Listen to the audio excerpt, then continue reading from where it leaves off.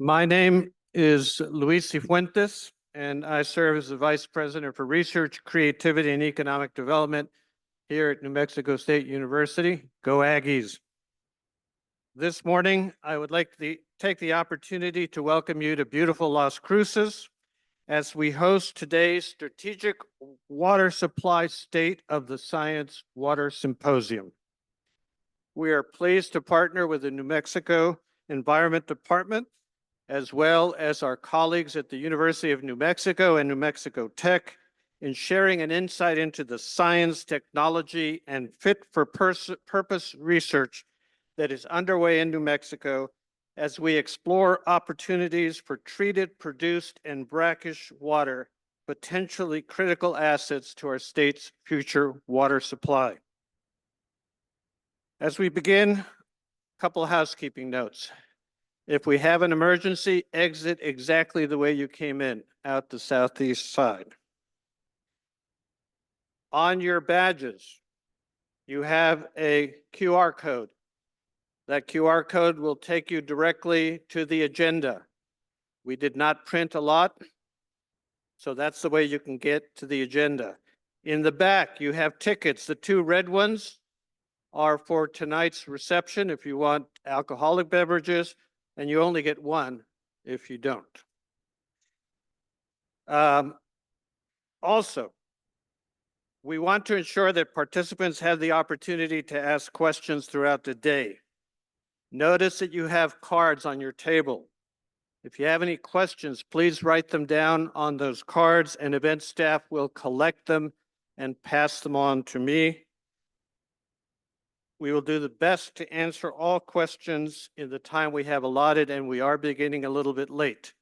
If you feel comfortable, there will be staff walking around with microphones. If you'd like to ask a question, keep them brief. I will make sure that you ask a question if necessary, as we have a full day of speakers and we want to keep our agenda on track so everyone can enjoy the evening's networking and technical poster reception, another opportunity for you to have conversations with our speakers. Questions will also be shared with our panelists this afternoon as time allows, and questions submitted throughout the day will be gathered and addressed by today's speakers and NMED staff. Responses will be summarized and shared with all attendees in a follow-up email within a few weeks. I would now like to take this opportunity to introduce a few of our special guests. Lieutenant Governor Howie Morales, Mr. Randall Vincente, Governor of the Pueblo of Acoma, Mr. Ben Shihei, Governor of the Pueblo of Zuni, New Mexico Cabinet Secretaries James Kenney, Melanie Kenderdine, and Jeff Whitty, Ms. Carolyn Burkle with the Office of the Governor Michelle Lujan Grisham, representatives from our congressional offices, Office of U.S. Representative Melanie Stansbury, represented by DeShelly Gray, Renee Romo, representing the Office of U.S. Senator Ben Ray Lujan, and Ashley Beyer, representing the Office of U.S. Senator Martin Heinrich. State legislatures, we have New Mexico Representative Joanne Ferrari, New Mexico Representative Meredith Dixon, New Mexico State Representative Nathan Small, New Mexico State Senator Linda Trujillo, New Mexico State Senator Pat Woods, New Mexico State Senator Ron Griggs, and we also have Councilman Dylan Shihei with us today. Thank you so much for coming to Las Cruces. Now, I have the great honor of welcoming Interim President at NMSU, Dr. Monica Torres, to the stage to provide welcoming remarks.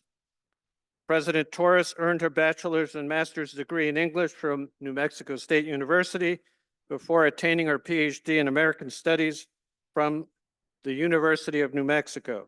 She's worked in higher education for almost 40 years, beginning in 1982 as a composition instructor.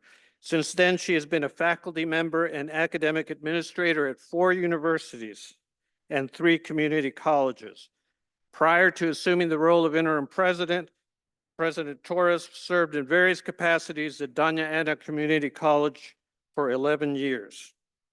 President Torres has been engaged in community service throughout her career. Please join me in welcoming President Monica Torres.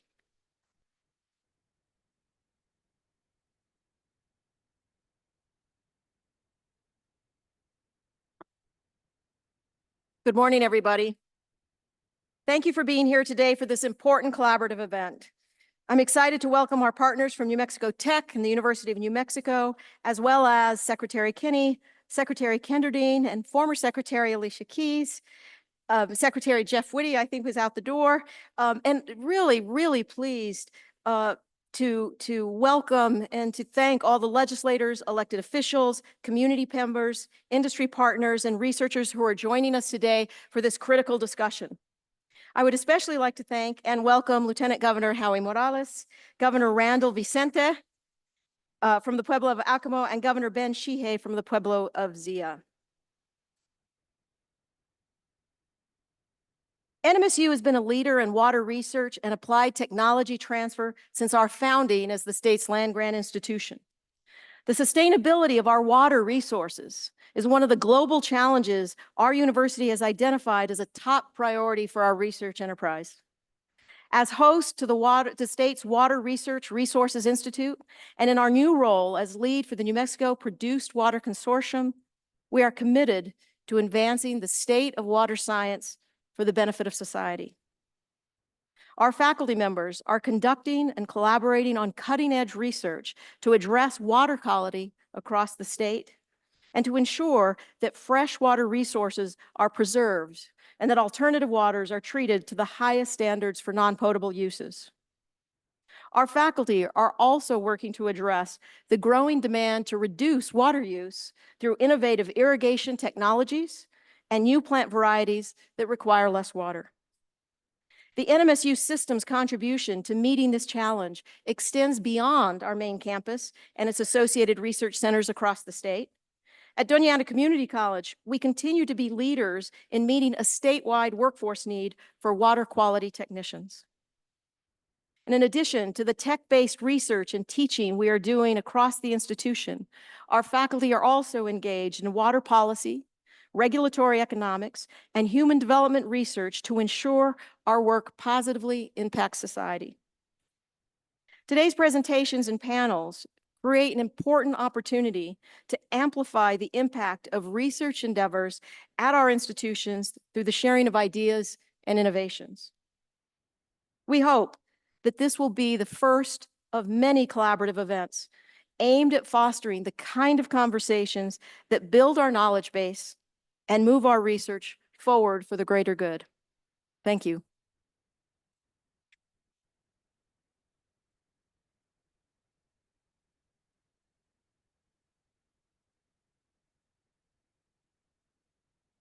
Thank you, President Torres. It is now my honor to introduce our next speaker, Lieutenant Governor Howie Morales.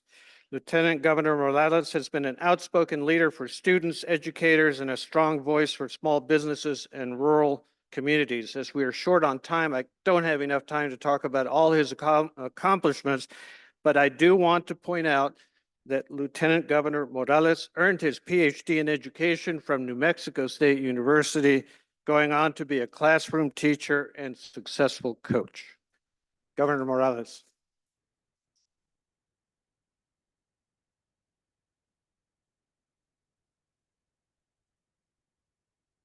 Good morning. What a wonderful crowd. As I drove in this morning, I was excited because I know as I looked around that I was going to be joined by many of you who I haven't seen in quite some time. So it's wonderful to be here. And I want to say thank you for the introduction and thank you for keeping it short. I always like for that. It gives me more time to speak. So I appreciate that as well. When we talk about what it is today, I want to say especially Dr. Torres, thank you for always being so welcoming. The open reception, whether we're meeting in a campus on the southern end of Doña Ana County or in Santa Fe or right here in New Mexico State, I'm grateful to have the friendship, the relationship, and working with you. And what a treasure that New Mexico has to have you under the leadership here at New Mexico State University. Big round of applause for President Torres. And good morning and welcome everybody to this important, powerful gathering focusing on the science and the future of New Mexico's water supply. It would be hard to overstate the importance of what today actually means, because it's a single issue that is so important and near and dear to every single one of us in the state of New Mexico. So on behalf of Governor Michelle Lujan Grisham, myself, our entire cabinet, and the people of the state of New Mexico, thank you for allowing us this opportunity to join in with you, and especially having the opportunity to come back home to New Mexico State University, where I have so many fond memories. It truly is an honor to be here. As we talk about that, I am excited for the potential that we have and the opportunity that we learn for the state of the science related to water. But before I do that, I want to take a moment to reflect on those individuals who have been impacted by the devastating fires and floods that we've seen over the last 3 weeks in Ruidoso, Lincoln County, Mescalero, not to forget about the impacts that are still being felt by those in Mora, Las Vegas, Española, not only with the burn scars and the floods, but the continual threats that are out there. And as difficult that it's been over the last 3 weeks, emergency after emergency after emergency. As a New Mexican who have been born, raised, educated, and hope to retire in this state, it makes me extremely proud to see that when we have brothers or sisters who are impacted all across the state, that New Mexicans step up and we ensure that individuals aren't in it on their own, but they have a support system, whether it's our emergency responders, our state, federal agencies, our church groups, United Ways, Red Cross, Rubicon, university students, volunteers, and people all across the state that recognize that where there's a need, we will stand up and we will provide that support. That is what it means to be united as New Mexicans, and it makes me so proud to be part of this state. Because what we've seen over the last 2 summers, the devastating wildfires that have occurred in New Mexico, I think it puts it into perspective of the focus of this symposium is not only timely, but it's absolutely imperative that we proceed with this event today. There is no greater resource, as we've talked about, than the people of our state and the water. And now is the time that we have an opportunity to build consensus so that we can come to grips with this fundamental challenge that we all face. New Mexico will be stronger for it. This is why, as I look across the room, and I see many colleagues that I haven't had an opportunity to collaborate in a while, it makes me so excited to bring academic experts, researchers, others who are here today to collectively look for opportunities of how New Mexico can continue to be a leader. Because your presence truly does highlight the ongoing commitment to tackling one of our most pressing challenges, water sustainability. And it would be a mistake to not explore these exciting possibilities. Why? Because all you have to do is to pick up a newspaper, turn on the television, and see what's on the news, and see how quickly that our world is changing. And by that rapid change, we see the way that we live, the way that we work, the way that we interact with people around us and around the world. And it shows that when we talk about that, what we are doing here in the state of New Mexico is groundbreaking. And it gives us an opportunity as we look for the opportunities of long-term solutions to ensure that we leave generations to come in better hands. So when we talk about that, I want to make sure that we keep in mind where we are as New Mexicans, what we can be and what we ought to be. Today's discussion, the symposium of bringing in collective minds, is going to get us in that direction of doing so. Right now, we have a unique opportunity to delve into the latest advancements and insights from New Mexico's brightest minds. New Mexico institutions with the support of industry partners, state agencies, and our legislature. And I want to just take a moment to highlight the work of our legislature and those legislators who are here with us today, and those who are actually in committees preparing for an upcoming special session. Even though they're a different branch of government, having been in that role, I truly respect and admire the work that they do, and they are partners with every single one of us in ensuring that we can be at the cutting edge of water treatment technologies and research. This research is truly the foundation to understanding what we can do as we look forward to learning more about the state of the science. Our goal is not only to come in to collaborate, but to form those relationships that can pave the way for safe, practical, and long-term solutions. We are uniquely positioned to spark innovation with water reuse to offset our reliance on fresh water uses. There is so much potential, and I think that we all see that, and is the reason why we are here today and so eager for the opportunities to work together. Pioneering the water research and reuse strategies as outlined in Governor Michelle Lujan Grisham's 50-year water action plan, which includes a strategic water supply, highlights our commitment to lead the nation in developing water security, these measures that will protect the future of our state. Because with this can-do attitude, we can preserve fresh water. We can build a robust economy. We can rise to the moment addressing climate change, and we can protect our most precious resources for generations to come. And today is that day where science is shared by our great higher education research institutions, our world-class labs in partnerships with industry, government, NGOs, community stakeholders, tribal and colonial communities, so we can implement strategies to ensure water security for all Nuevo New Mexicos. I understand, and I want to close with this, is that there are some legitimate questions and valid concerns, and we recognize that on some of the approaches that have been discussed. But I have seen, even in our own administration, how by working together patiently with different groups, voices, cooperation can win out to protect this vital resource.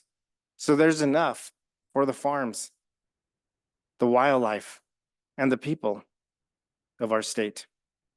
So once again, I extend my heartfelt appreciation on behalf of the governor, on behalf of the state, for each of you taking part of this opportunity to leverage our collective expertise and passion to chart a course towards a resilient water future.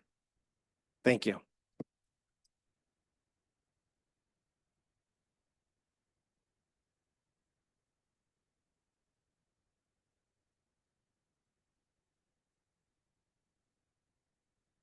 Thank you, Lieutenant Governor, for those inspiring words. Our next speaker is Secretary James Kenney. As a member of the Governor's Cabinet since 2019, Secretary Kenney oversees the New Mexico Environment Department, a portfolio of regulatory programs that includes air and water quality programs, solid and hazardous waste programs, OSHA, restaurant and food manufacturing programs, and cannabis and hemp edibles. Again, his list of accomplishments is way too long for me to speak to them today. I would like to say that his expertise in environmental issues, having worked for EPA for a long time, is critical at this time for the state. And Secretary Kenney also happens to be a holder of bachelor's and master's degree from the East Coast, having been at Temple University in Philadelphia, where I went to school. Secretary Kenney.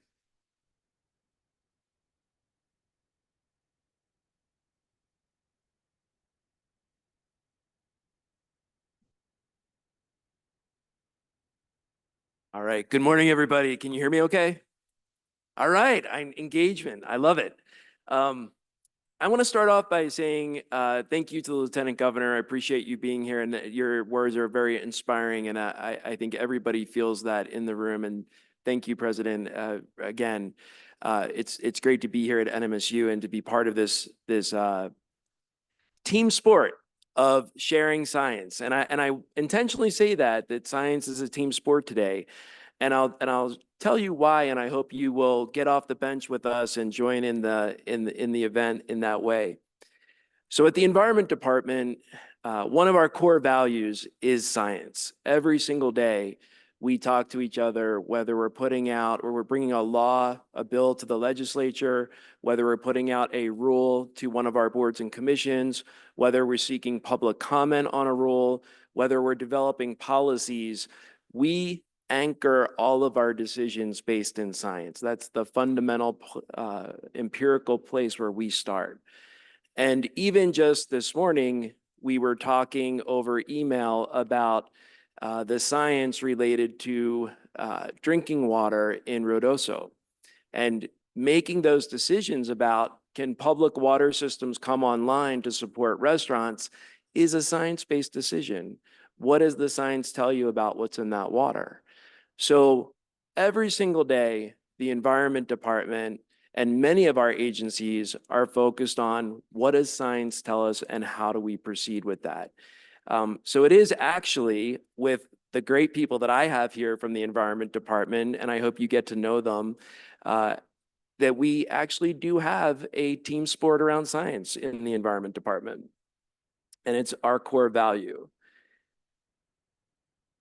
So what I'm asking you to do today is maybe to think about who's at your table, who's not at your table, enjoy the breaks, enjoy the lunches, and think about, can I get off the bench and get into the field here of science and make it more of a verb than a noun, right? We can absorb science in the way that the presenters are going to talk about it, but let's make it a team sport. Let's get out there and use science as a verb and put it to work for us and get a deep understanding. And that's so important today, that we get a deep understanding, because we're all coming together from different perspectives, right? Engineering degrees, we have some public officials with varying backgrounds, we have industry here, we have NGOs, everybody has a different background. So it's really important that we build a common vocabulary and we spend some time together.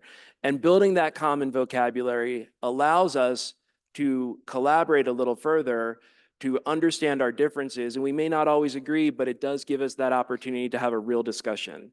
So again, I ask that you join me in thinking of science as a verb and a team sport.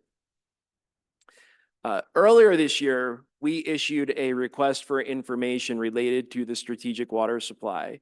And many of the people in this room, thank you for your response. We had over 50 responses where people provided both technical and economic information that helped us further our ability to understand what is happening in the real world. What is happening with respect to the state of the science, what is possible with technology when you bring science to scale, what is that starting to look like around the country, around the globe. And we wanted to enter that so we could build a better product, so we could understand how to chart the path forward on the strategic water supply. All of those responses are on our website, by the way. I invite you to review those and look at them. And the idea that we could treat brackish water or produced water is now the moment we're in. That's the state of the science that we're going to be talking about today. Those responses, and maybe your presence here, indicates that you want to be an early mover, what I'll call a first mover in the state of the science in New Mexico. So thank you for your participation. Thank you for your investment of your time, your money, your energy, your research, and your ability to explain it to us today.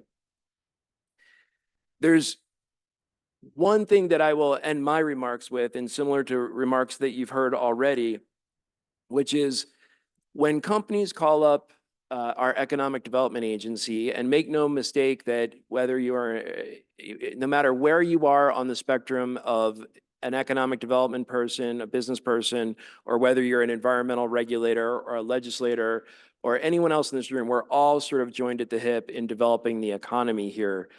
And when folks call us up and say, hey, we need potable water to advance solar manufacturing, to develop batteries for electric vehicles, to build electric vehicles, the first question they ask after labor market is usually, what's your access to water?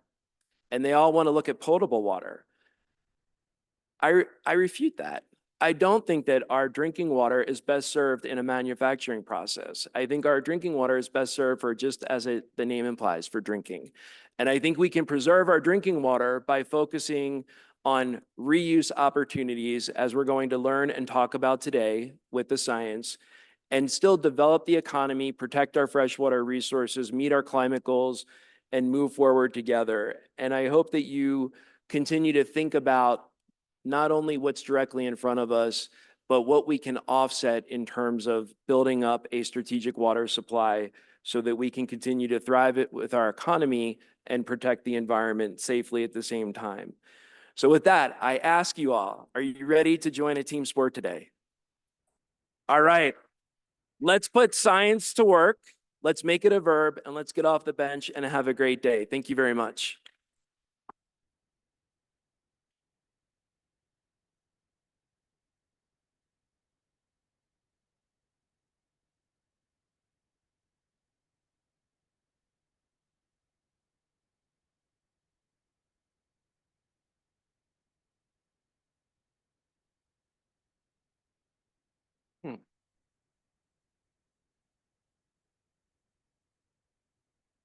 It is not, it's not responding.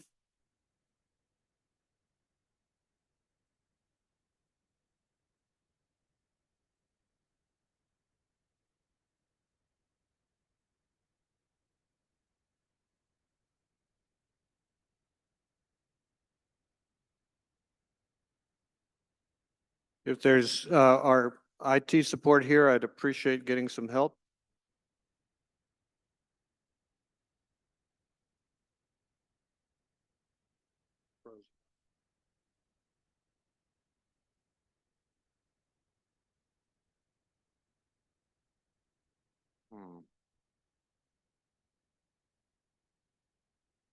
Let's minimize it. Close this out. Which one is it? Is it this one? Yeah. Just close all the other windows.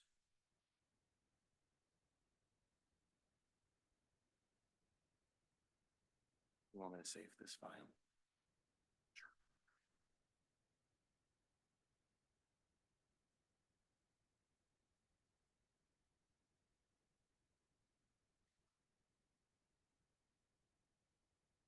Okay, what's a presentation without a few IT problems? Let me now talk a little bit about the state of water research, a 30,000-foot view here at New Mexico State University to kind of put the rest of the day in context. I will tell you that I am an oceanographer by training, and having moved from the East Coast to Texas and now eventually New Mexico, I keep moving away from water. And I can tell you that the further away and the scarcer it is, the more important. So without any question, my office and NMSU is committed to making water one of the key research focal points of this university. We are a land grant. We're about teaching, research, and extension. In the teaching area, we have a very popular and successful master's and PhD in water science management. And we are recognizing that one of the key issues is fundamentally going to be the workforce that is going to help manage all these technologies that are being produced. We're looking into certificates, particularly watershed management, a professional master's of water management, and putting it on our online global platform so people can take it at a distance. Our research focus are the water, food, energy nexus, security and scarcity, equality, technologies, the role of society and community with respect to water. And of course, we have a huge extension area that includes conservation, irrigation, water restoration, efficiency, regional planning and policy. And at lunch, you're going to hear from our New Mexico Water Resources Research Institute Director, Dr. Sam Fernald, who's going to give you a lot more detail.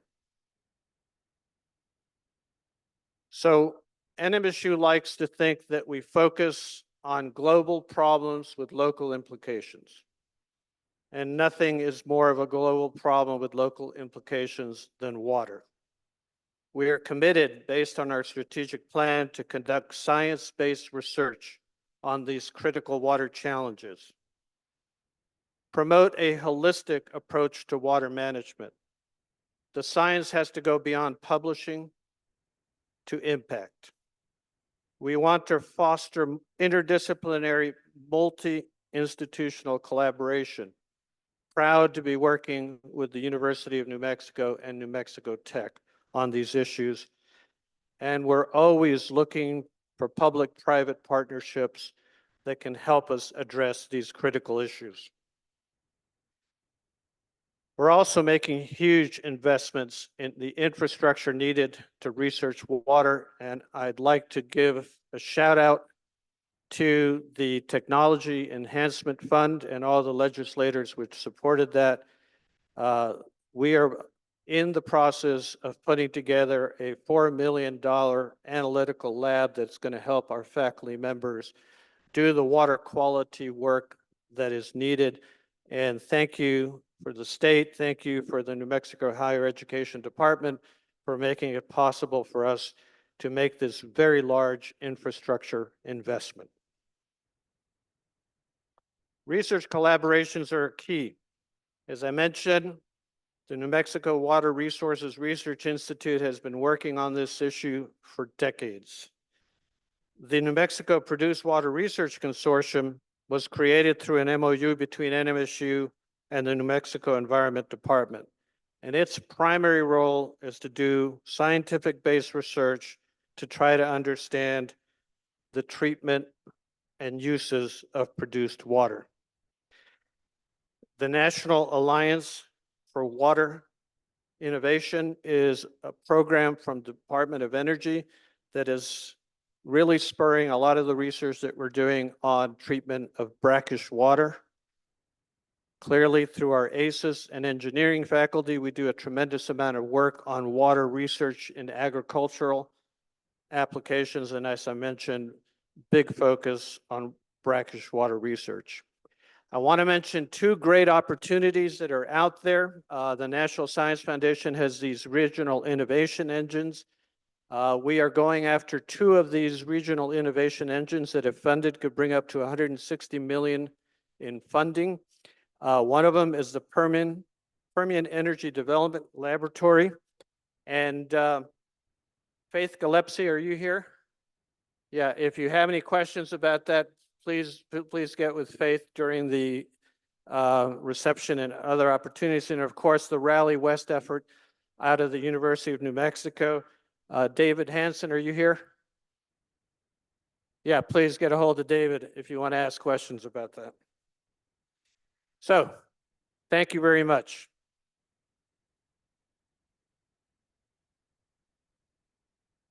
So now we move on, and I think we're getting closer to being on time. We move on to our next presenter, Dr. Pei Zhu. Dr. Zhu is a professor in the Department of Civil Engineering at NMSU and a research director for the New Mexico Produced Water Research Consortium. Her research focuses on water research, desalination, membrane processes, nanomaterials, produced water treatment and reuse, resources recovery, and brine valorization. Her research is focused on addressing critical water shortage challenges in arid and semi-arid regions.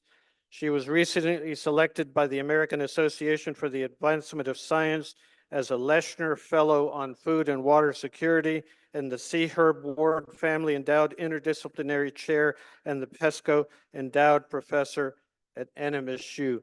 Please join me in welcoming one of our stars here at New Mexico State University, Dr. Pei Zhu.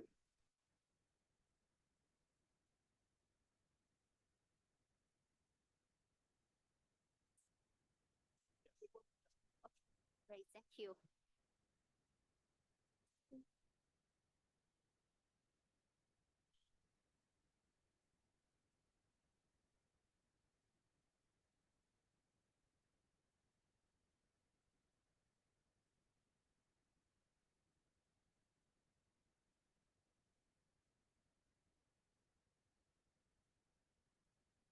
All right, good morning. How are you doing? Thank you so much for coming to this symposium. And we are very excited for this opportunity to talk about the science of water. And I want to thank all of you for coming and also for this opportunity. For this session, we will talk about the science of the brackish water and brackish water desalination technologies. We have our presentation team, that is Dr. Renwei Li. He is an assistant professor in environmental engineering at NMSU. We also have Dr. Zachary Stahl. He is a lead research engineer in environmental engineering as well. So we know that New Mexico has experienced chronic droughts, and New Mexico is the driest it has been in over 1,000 years.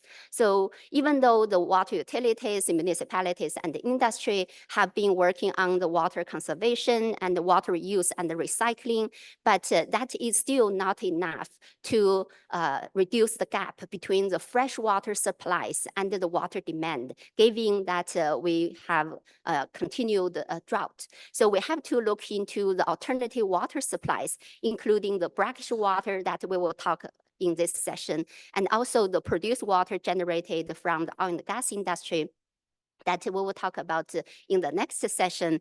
And because these alternative waters have impaired water quality, that means it has higher salt content, it has all the constituents of concern. So we have to use desalination technologies and the treatment processes to remove all the contaminants from the water, so this water will be safe for fit for purpose use. And we also generate the waste that we need to manage. In New Mexico, we have a lot of brackish groundwater. This map generated by New Mexico Bureau of Geology, it shows the groundwater aquifers in New Mexico. The blue color shows the potable drinking water aquifer with TDS. It stands for the total dissolved solids concentration. It's a salt, less than 1,000 milligram per liter.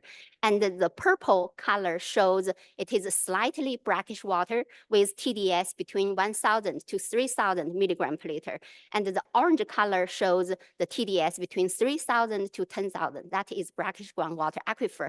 Actually, you see that this brackish water has been distributed in New Mexico. It is untapped, but we can treat it and desalinate it to provide the fresh water for communities and also for the industry and economic development.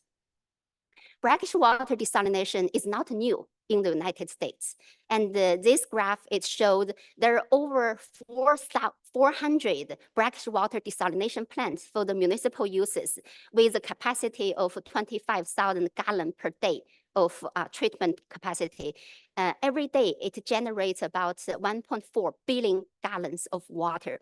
And the brackish groundwater reverse osmosis technology called BWRO is the technology as the primary desalination process. And we can also use nanofiltration, NF, electrodialysis, reversal, EDR, and other technologies for desalination.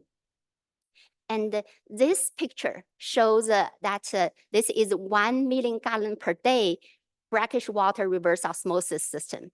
And this is for the Alamogordo desalination plant. And because in the brackish water, we talk about impaired water quality, it has all the minerals that can scale and foul the membranes. So we need the pretreatment, such as we can use the anti-scalant to control the scaling issue. We can do pH adjustment. And even we have this pretreatment, and we can achieve about 70 to 83% water recovery. That means if we have 100 gallons of water, we get 70 to 83 gallons of water as fresh water. And this fresh water is so pure, it may become corrosive. So we still need to add the minerals back into the water, and we need to do pH adjustment and add chlorine. Another option is we can blend the brackish water, bypass it. So we will increase the minerals back into the fresh water level, such as 500 milligram per liter. And after we get the fresh water, what do we do with all the salts? They become the concentrate stream. And then for this concentrate, it becomes a big challenge for disposal. If we are close to the ocean, we will pump the water to the ocean for disposal. but that's not an option here. And then we need to look at how about we discharge it into the sewer, to the wastewater treatment plant. It may not work either because the high salinity will inhibit the biological treatment process of a municipal wastewater treatment system. And then we can put it into an evaporation pond, let it evaporate. This only applies to a small treatment facility because it needs a large evaporation pond and deep well injection.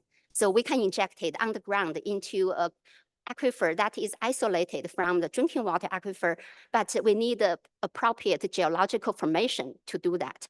If we do not have any other options, then we can do zero liquid discharge, means convert all the salts into the solid salts, then we can dispose it.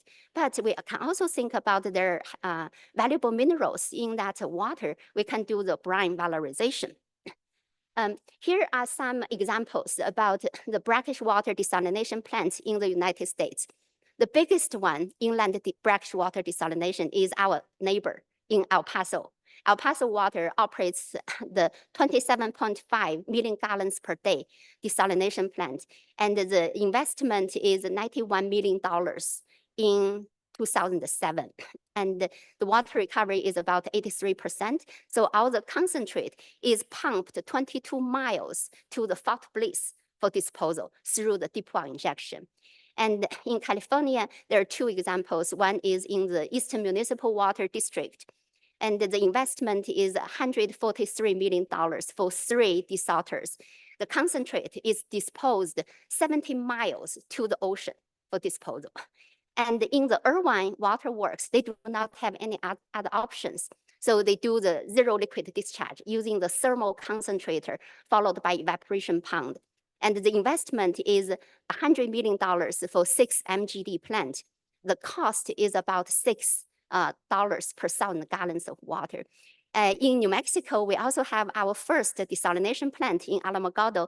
It is a 1 MGD plant. Investment is $10 million, and they use evaporation pond to dispose the concentrate. The cost is about $3 per 1,000 gallons. So here you see that in order to implement the brackish water desalination, we need to have a better understanding on the brackish water quality. So Dr. Renwei will talk about the brackish water characterization work that's funded by the New Mexico Environment Department. And the cost of desalination is high. And also the concentrate and waste management is a primary challenge for implementing brackish water. We need the technology innovations, and we need to develop the high recovery desalination and the brine valorization. Dr. Zachary Stahl will talk about that too. And Renwei, I will hand it over to you. Thank you so much, Dr. Xu. Hello, everyone. Good morning. My name is Renwei from MSU Department of Civil Engineering. I joined the New Mexico State in the 2022. I have been in this conventional center for the water conferences in the past 2 years. Every time I'm so excited to know like a lot of expertise and a lot of folks are enthusiastic about the water quality and the water quantity problems in this state. And then nowadays, like today, I finally got a chance to speak in this stage and then contribute my efforts to the states on the water problems. And then in this slide, we are going to present our ongoing research on the brackish water characterization work that funded by the MED. And then we are excited to introduce our research preliminary results. So I always hear from the people that said New Mexico is a state that lack of water. However, like during the review of this project, I find out like we have around 20 billion acres feet of groundwater resources just underlying us. We have the resources just lying down our feet. However, 75% of this water have a higher TDS, total dissolved solids in there, and it's not appropriate to use as most of the beneficial use for our society. So we are having the water resources, but we just have more than a lot of difficulties to getting those resources for the uses. So before we going to have the research about the brackish water in this project, we want to know what is the current out of the state. So this project, we have two major parts, components in the research. The first part is the reading game. We would like to find the specific brackish water related information for the New Mexico. And then we want to know what is the information we already have and then what is the effort we can do to contribute to the current stage. And then on the other hand, we are getting ourselves to the front line. We're going to sampling the brackish water over the New Mexico, and then we're going to conduct a comprehensive water quality analysis to know what is the exactly chemistry in those water and to know what is exactly we need to know to recover these resources for our beneficial use. So in the first part is the reading game. We have our literature review. However, the most challenging part for this part is that we find out most of the records that are not available online. It's not electronically. So during our preliminary search of the literature on Google search or on the on the Web of Science, we find very limited records, maybe just less than 10 records in there. However, we borrow the help from the state of office of the state engineers, and then we find out there are a lot of paper-based records that are the previously research being conducted a couple of years or thousands of years ago. We have those research being conducted a long time ago. So we try to borrow this paperback media and then doing the research, doing the review by our hands and try to know what is already being conducted. So here is the method for our literature review. We have our hand searching with the keywords of a brackish or brine or saline water in the library of a New Mexico Office of State Engineers. And then initially we receive 113 records. And then we do the abstract screening based on the contents in the title and the abstracts. By doing that, we have excluded the 26 records that are not related to the brackish water. And then after that, we have request the abstract from the Office of a State Engineer Library, and then we do a full text screening. And then we further excluded 59 records that although have the brackish water in their title or abstracts, but their full text does not report any brackish water quality information or is in an unsuitable format like a CD or map, those type of things. So in the end, we have 28 records left over about the brackish water in New Mexico. And then those 28 records are not only contain one measurements, some of them are annual report from the entire state. So in total, we have 545 measurements about the New Mexico brackish water, and we are going to analyze their water quality informations in there. And then here's an overview about the water quality contents that contained in our search literatures. We'll find out in the previous research that had been conducted 10 years or 20 years ago that majorly focusing on the common cations and anions in the brackish water. So in those green part that have been labeled in this chart indicate the records that have been conducted for each of the counties. Due to the limited of contents, I only show around 10 counties that have the records about the brackish water. So we'll find out most of the contents are confined in the major cations like potassium, sodium, magnesium, calcium, and major anions like nitrate, sulfate, chloride, fluoride.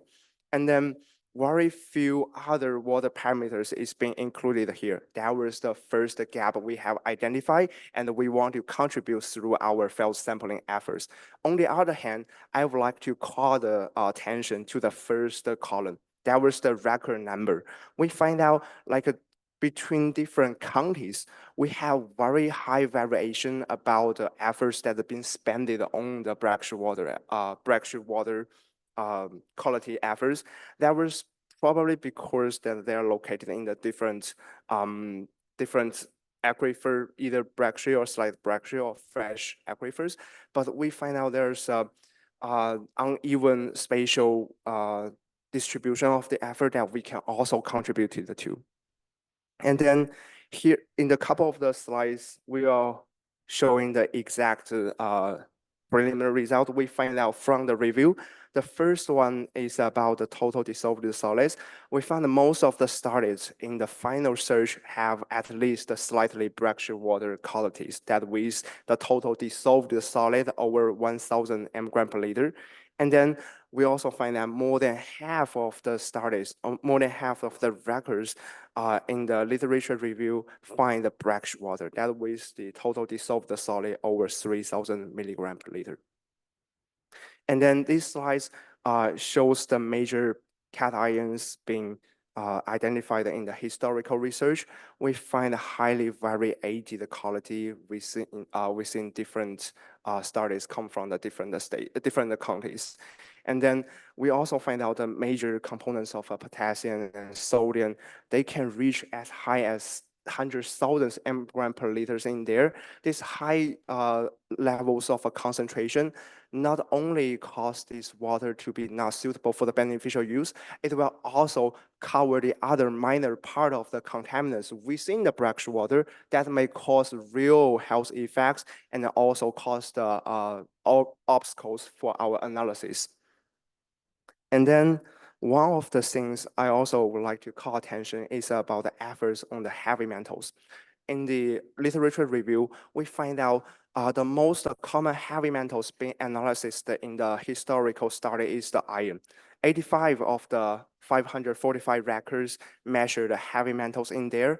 However, this is only around like 20% of our historical efforts, and there are only very few other studies, for example, such as the efforts from the Bureau of Geology and the Minerals Resources. They have conducted the research related to the other heavy metals like arsenic and the lead. And then here shows the anions, the major anions, including the chloride, sulfate, bicarbonate, and the nitrate in the historical research. We also find out very high variation and a very high level of anions in there, which will cause the same trouble as the major cations as we identified. As we know the gaps and as we know the current state of the art about the brackish water in the New Mexico, the next step we have is to go in the front line. We're going to have the brackish water sampled from all over the New Mexico and are going to characterize their water qualities in the brackish water. So in these two maps, the left one shows the sampling site we have. The red dots indicate the effort, indicate our sampling sites that coming from the either the local wastewater treatment facilities or from the monitoring groundwater quality monitoring wells, or from the samples that delivered from other institutes such as New Mexico Bureau of Geology and Mineral Resources. And also we include some of the private wells as the sampling site in our current project. Well, on the right-hand side, I want to encode the map that has been developed by the New Mexico Bureau of Geology and Mineral Resources. You can find out there's a highly match between our sampling point and the belt of brackish water that was colored by the purple, yellow, and red part in the right-hand side. So by doing that, we can confirm that our sampling efforts is representative for the brackish water quality in this state. And then I will have a brief introduce about the specific water parameters we have analyzed in this current stage. So we have adapted analyst list from our previous produced water efforts, and then we adapted those contents to make it suitable for the brackish water analysis characterization. So in total, we have 3 tiers of water quality parameters included in our characterization plan. The first tier include parameters that have been done in the field test and some common lab tests such as the total dissolved solid indicate the salinity levels, total suspended solid, total hardness, and the alkalinity, nitrogen, ammonium, and the organics matters such as total organic carbon, dissolved organic carbon, and some in-depth analysis for the organics in the water such as FEM, the fluorescence excitation emission matrix. And then the second tier includes the metal elements in the water and the major anions in the water. We have included 24 heavy metals or transition metals in the brackish water analysis in the project, and we also include 7 anions in this project and also the radionuclides quantification in this project. And then in the tier 3, it's more about the in-depth analysis about organics and also the emerging contaminants that potentially to be presented in the brackish water resources. So in the previous 3 tables, you will find out on the left-hand side, we indicate the name of the analysis, and on the right-hand side, we indicate what is the stage of those analysis being done in our current stage. So far, we starting this project in the February this year. We have completed the sampling, completed most of the water analysis in the tier 1 and the tier 2 parameters, and then the tier 3 parameters are in progress, and we anticipate to have that done really quick. And then as compared to the historical study, our current brackish water characterization work have more comprehensive water quality parameters included in the characterization. And these more comprehensive profiles include organics analysis, heavy metals, transition metals, radionuclides, and emerging contaminants. That was the major part we can contribute to the current stage. And then in the next couple of the slides, I'm going to show the preliminary result we have obtained from the water analysis. In the first one, this is about the field test that we have included the 6 water parameters that of temperature, conductivity, turbidity, redox potential, and dissolved oxygens in the brackish water. So one thing I would like to get everybody's attention is that we find a large standard deviation in there. For some of the water parameters, we even have the standard deviation larger than the average value. That indicate we have a highly spatial differences for the brackish water qualities in the entire state. And therefore, due to this different water conditions, due to water chemical conditions, we will probably have different water environmental contaminants in those brackish water, and therefore we need specific efforts to know what is the exact things in there. And there, the rest part of the lab test is showing here. We still have a very high standard deviation in the total suspended solid, total dissolved solid, and others. And then one of the interesting things we find during the characterization is about the organic part. Although we have collected this brackish water from the groundwater aquifer, but we still identify certain amount of organic carbons. As you can see, we have the total organic carbons TOC value concentrations reaches as high as 18 mg per liters, and the dissolved organic carbon reaches as high as 15 mg per liters. So it's kind of curious, what is the organics in the groundwater? We have a common sense that in the groundwater, we have low level of that. However, we identify these values. So we want to show in-depth to know what is the exact environmental contaminants being presented in there. So the first step we're going to do is do an analysis called FEM, the fluorescence excitation emission matrix. This is a semi-quantitative analysis that can indicate the type of the organics that are presented in our brackish water. So basically, we have cut off the figure outputs from the FEM analysis by the 4 regions. In those 1 to 4 regions, they have different coordinate intervals in the respect of excitation and emission. those regions are corresponded to the different type of the organic matters. For example, the region 1 stands for the aromatic proteins, the region 2 stands for the fulvic acid, region 3 is for the microbial byproducts, and region 4 is for the humic acids.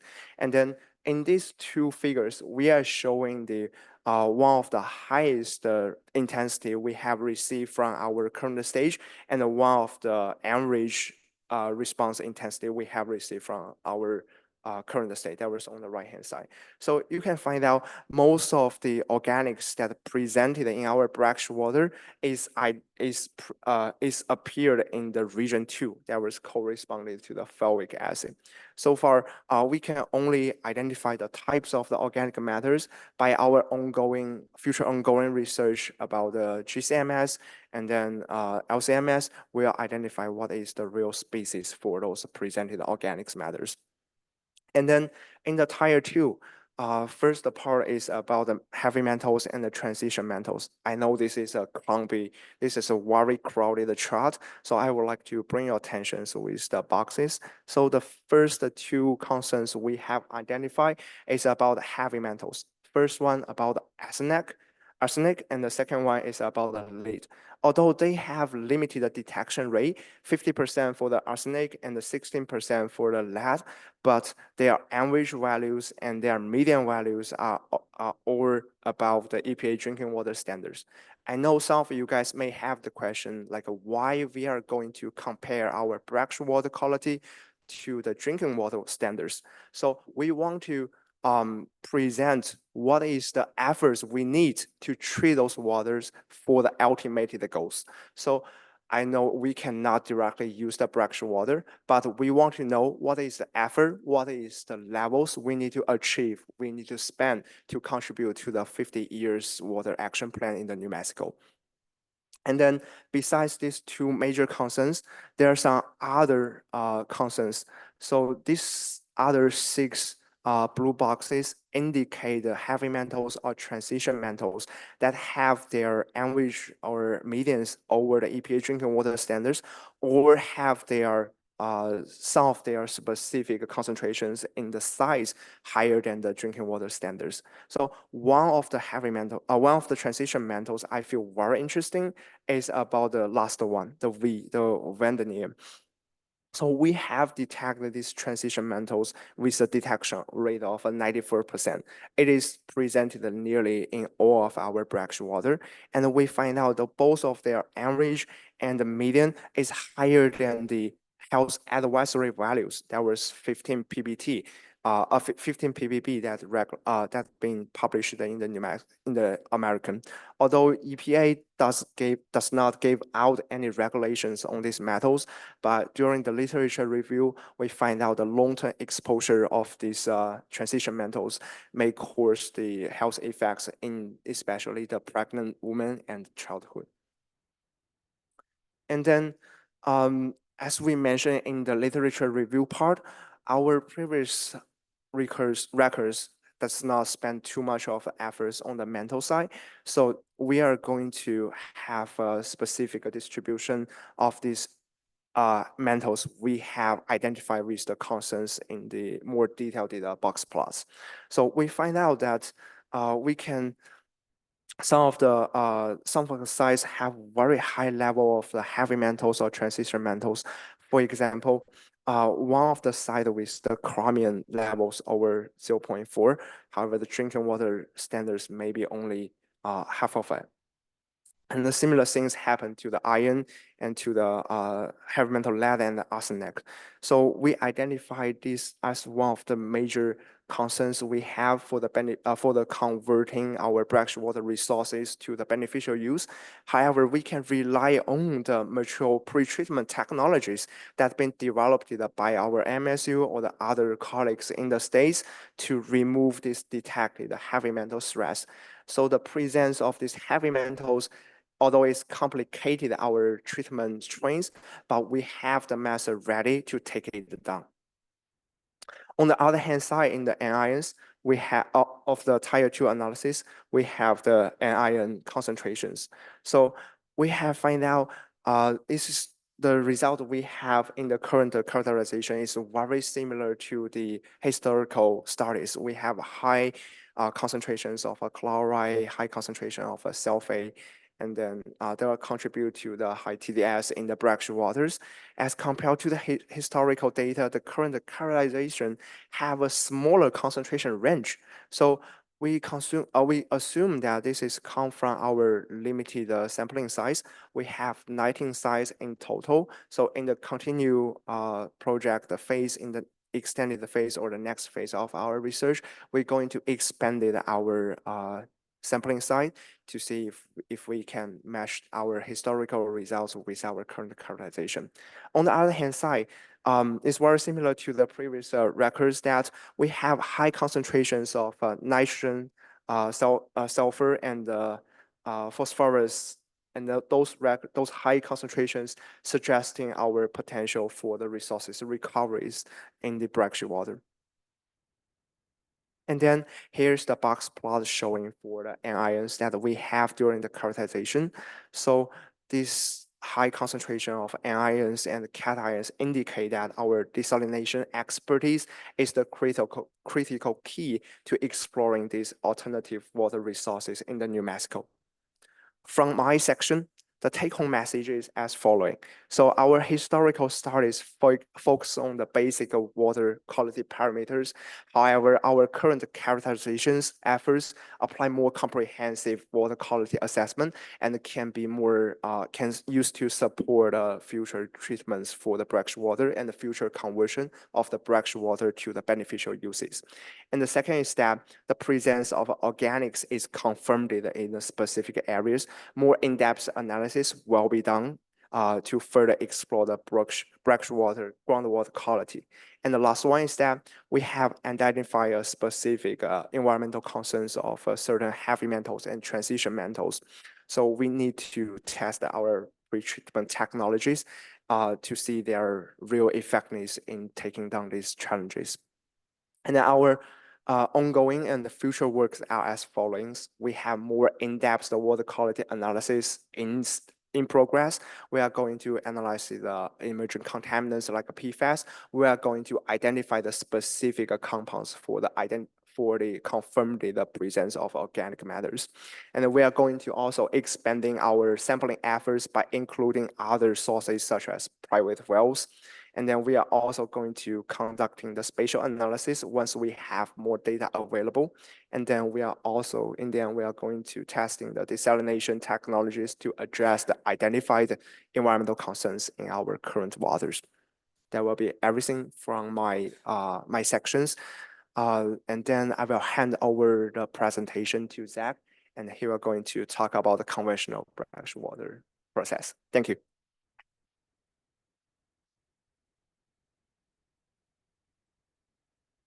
All right, thanks, Renwei. I think we've got a much better understanding of kind of the efforts that are going on for the analysis aspect of brackish water characterization, and hopefully we have a little bit better understanding of what's in that water. So let's switch gears a little bit, and we're going to talk about kind of conventional brackish groundwater treatment processes here and some of the challenges associated with it. I know Pei had given a good kind of overview of the brackish water process, but I did want to just kind of highlight this a little bit more because it kind of feeds into this idea of high recovery and brine valorization. So if we look at our conventional treatment process, it's broken up into 4 kind of big sections here with very, very clever names: pre-treatment, primary treatment, post-treatment, and then disposal. And so, brackish water is coming from a well, we're pumping it out of the ground, and it goes into our different kind of pre-treatment processes here. So there can be a lot of sand or large particulates that we need to remove. So coarse screen filters do a pretty good job at that. And then there can also be constituents like iron and manganese. And then as Renwei alluded to, heavy metals and other constituents that we want to remove. So we can use rapid filtration or just other types of filtration, again, all mature technologies to kind of remove these compounds and polish it before primary treatment. And so these solids, they get processed usually in like a gravity thickener. And then sometimes we add coagulant to that before, we really shrink that volume and send it to a landfill. Kind of focusing back on the water, the aqueous stream, This pre-treated water can be fed into RO after it's been conditioned. So we'll add anti-scalants to keep some of these compounds dissolved in solution, and then also adjust the pH so that we can prevent precipitation on the membrane surface. As Pei mentioned earlier, we need to do some extra things to this water because it is so pure. We need to remineralize it so that it's not corrosive, and then also add disinfectants before it goes out to distribution. So I think that's all good. I don't think there's many treatment operators or water engineers in this room that would really question the water quality that comes out of RO. I mean, it's a very, very, very good barrier that removes a bunch of different things. There are certain compounds that can make it through, small polar organics, but for the most part, it does a fantastic job at generating high quality water. And so for me, at least, I think the challenge is really in the concentrate and disposal. And so let's take a look, just do a real quick kind of back of the napkin example here to illustrate this problem. So we can assume maybe a 25 MGD, million gallon per day treatment facility, taking in brackish water. And this 25 million gallons per day kind of corresponds to roughly 70% of the consumptive water use in Albuquerque. Okay, so brackish water comes in, we're getting our 25 million gallons out. If we assume kind of, to be generous here, we'll assume on the high end of the recovery spectrum. So Pei was mentioning earlier, kind of 70 to 83, 85%. And so if we assume that recovery, that means we're bringing in somewhere around 30 million gallons a day of raw water. And we'll just assume kind of an average TDS here, 3,500 milligrams per liter. And then our permeate is at 100 milligrams per liter, so very clean. Okay, that's a big number. So if we're putting this through RO, we're getting around 4.5 million gallons per day of brine. And this is just a very, back of the napkin mass and flow balance here. And our TDS is elevated here at around 22,000 milligrams per liter. And to put that into perspective, seawater is at around 35,000 milligrams per liter. This amount of volume corresponds to the same volume of around 9 Olympic-sized swimming pools. And so if we're going to go and dispose of this, I think we can probably throw out my example here if you have access to saltwater disposal wells or deep well injection, but that is not always the case. You really need very specific conditions to do this, probably especially around areas where we're thinking of doing brackish groundwater desal. And so the amount of surface area you would need for an evaporation pond is somewhere on the order of 1,200 acres, or around 2 square miles. And to put that into perspective, that's somewhere around 5 UNM campuses if you're in Albuquerque, or if you're down here in Las Cruces, that's 2.5 NMSU campuses. Or if you like to be up in Santa Fe and you go to Meow Wolf, it's almost 3,000 Meow Wolf facilities worth of surface area. So it's not trivial. And so this is kind of an issue, right? And if you look at the capital expenditure costs for something like this, and you can assume roughly $350,000 per acre, we're talking capital costs of $420 million plus. And this is just for evaporation ponds. We're not talking about the facility itself. We're not talking about buying the lands or paying anybody to operate this system. This is just for disposal. And so, as the title kind of suggests, this is a big challenge, right? And so how can we overcome this? And this kind of leads us into our second subtopic here towards high recovery on brine valorization. What do we do? Well, I think the simple thing is to increase the efficiency and improve water recovery. And in layman's terms, this really means just squeezing more water out of the brine that we have. And so there's really 2 major benefits of doing this. Of course, you get more water, right? Or in our example, you can generate the same amount of fresh water from a smaller volume of raw water. So you have less impact on the aquifer. You're drawing less water to get that same amount of fresh water. And then the other secondary benefit here, which is huge, is that you're reducing your brine volumes and thus your costs. And so let's go back to our example here, and we'll just go through a quick, another quick calculation to show how much of an impact brine minimization has.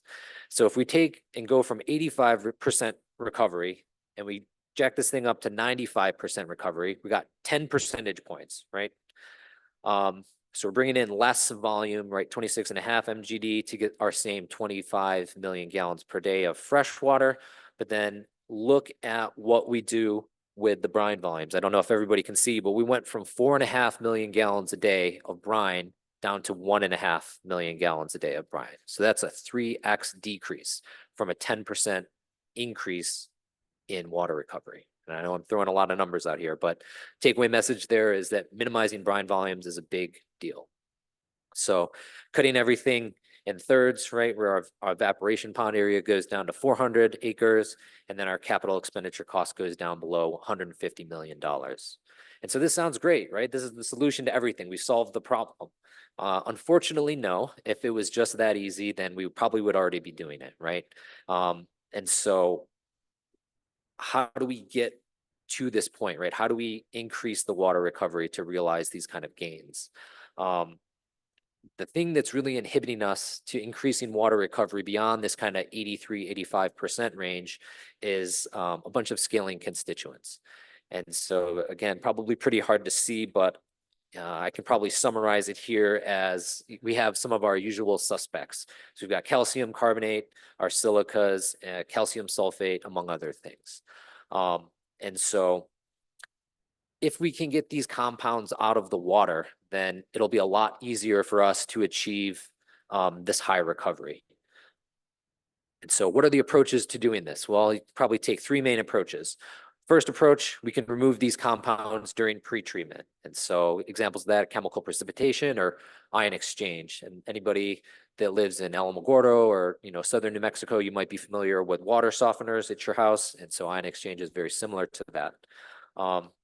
Benefit of this is if you can remove these things up front, then you've kind of conditioned your water to be treated and you can achieve your high recovery and all your downstream processes. But the challenge here, the big negative is that it generates a lot of sludge or a lot of solids that require subsequent disposal. Okay, what's another approach? Well, maybe a more silver bullet-ish approach, I guess, would be to use a different primary treatment process. Maybe we don't want to use RO where we're going to get this brine. Maybe we want to use something like thermal desalination process or a next generation type of anti-scalants. Benefits here would be this is, kind of the simplest maybe approach to doing this. The big con is that it's super expensive. Nobody uses thermal desalination on brackish water because it costs so much money. And the next generation anti-scalants do not exist yet. And then lastly, of course, it generates a lot of sludge. So third approach here, maybe we can just use the same conventional pretreatment and our same conventional RO process, and we'll just treat the brine, right? And so what's the pro of this? Well, you're treating a much smaller volume, right? You're not treating 100% of the volume, you're treating 15, 20% of the volume. So your capital requirements are lower, your operating costs are lower, and it's kind of a bolt-on process, right? You can use all of your existing infrastructure and you just have these nice little accessories, if you will, that you bolt onto the end. And the con here is that it generates a lot of sludge. And so hopefully we're seeing a pattern here. The desalination process in general, right, by definition, will generate a brine, and there's always going to be solids or salts that you need to deal with. We're not magicians, unfortunately. We're researchers and engineers, and so if you have a source water with a bunch of salt in it, and you take all the fresh water out, you're going to be left with all the salt, and those all need to go somewhere, and it's really not a trivial amount. So maybe there's a fourth option here, and it requires a bit of rejiggering of our brains. Instead of thinking of things that we throw away or things that we have to dispose of, what if we think about these as valuable products? And what do I mean by that? So, okay, approach number 4, we're going to transform these brines into solids and valuable products. And I'm not talking about table salt here. I'm not talking about de-icing salts. We're trying to think a little bit more outside the box on this one. So what about a tailored water? Runway had shown in some of the analysis that there's nitrogen, there's phosphorus, there's calcium, there's sulfates. These are all things that plants love. If anybody's seen Idiocracy, we all know that plants love electrolytes. So why not keep those electrolytes in the water and then use that for, say, irrigation, instead of spending a bunch of money to treat this water to very pure standards and then taking salts that we mine from the earth and then putting it in that water and then applying it to our lands? Why not just keep those things in there, save a bunch of money, and do some more good for the environment? Or can we take these compounds and transform them into chemicals like acids and bases, some industrial compounds? And I'll mention here, maybe there's opportunities to transform the salt into a cement. And so what's the pro here? Well, I think it really provides an outlet for the salts. And if you think through kind of the desalination process, if you can figure out a way to get rid of those salts, even for free, you've done a really, really, really big thing for the desalination community because you've taken away one of the biggest problems that there is, which is the brine disposal. And so the cons here are that processes haven't fully been demonstrated at scale quite yet, but there's a lot of work going on that suggests that this is a very viable approach. And so just highlighting some of the valorization efforts that are going on across the world, NEOM, hopefully everybody's heard of NEOM. It's a really, really big multi-billion-dollar effort in Saudi Arabia.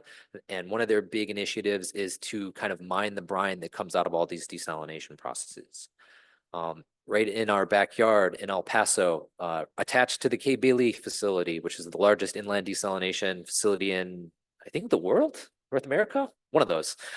It's quite large. But this company, Enviro Water Minerals, had the idea to build this facility and take the brine from the brackish water plant there and do exactly this, mine different constituents out of there and sell those into the market. And so they had sold their company relatively recently to a company called Upwell Water. And they're now the new owners of this Critical Materials Corporation. But they're trying to do pretty much the exact same thing. It's a ZLD process, and they're figuring out ways to repurpose that brine. And so shameless plug here in Dr. Pay's group, we're working at the Kay Bailey facility as well on kind of next generation emerging technologies to do this process, but do it more cleverly and I guess do it quote unquote better. So we've got electrodialysis and a bunch of other things here where we're trying to mine the brine, make it acids and bases out of the salts, and then generate a tailored water which can be used for irrigation.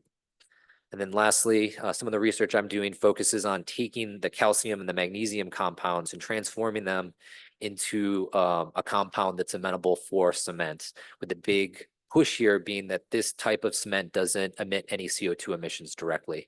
And so, cement manufacturing process releases about 10% of the global greenhouse gas emissions in the world. And so if you can come up with a process that doesn't do that, that would be fantastic. And then using a waste to do that, probably even better. And so just summary and implications for my section for, I guess, the rest of the panelists up here. Brackish groundwater is a mature technology. This has been done across the United States hundreds of times. And so it is ready to be implemented in New Mexico to augment fresh water supplies.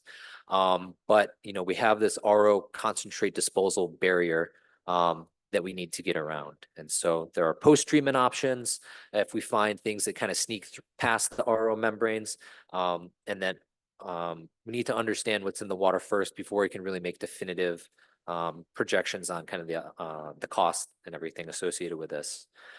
Ongoing characterization by Runway at NMSU is looking at emerging contaminants in water because those can be a little bit pesky. But at the end of the day, we want to be able to ensure reliable and safe treatment. And so if new contaminants are present, NMSU has the capabilities through the CALE lab, which you'll hear about later, and other facilities to characterize and quantify those compounds. And then we're going to use that information to design treatment processes to effectively remove those from the water. High recovery desalination, I think, is really the way forward. It's kind of an emerging approach, but everybody around the world seems to think that this is kind of the way to go. Valorization, if you can tack it on there, would be fantastic. But again, kind of bringing this back full circle and connecting all the dots, we really need to characterize the brackish water so we know what we're up against here. And then lastly, just some acknowledgements. NMSU reached acknowledging the NMSU research team. We've got a lot of financial support from the state of New Mexico, Bureau of Rec, DOE, and industrial sponsors. So thank you very much. And that is it.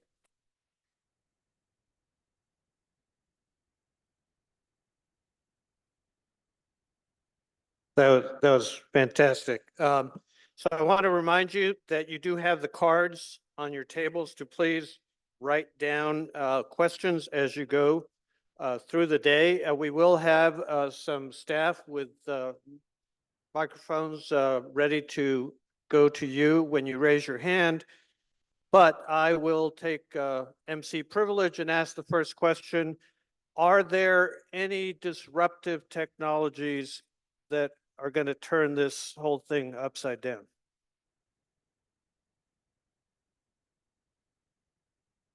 Different tests. That is what we are working on. I think NMSU right now is taking the lead on the brackish water desalination.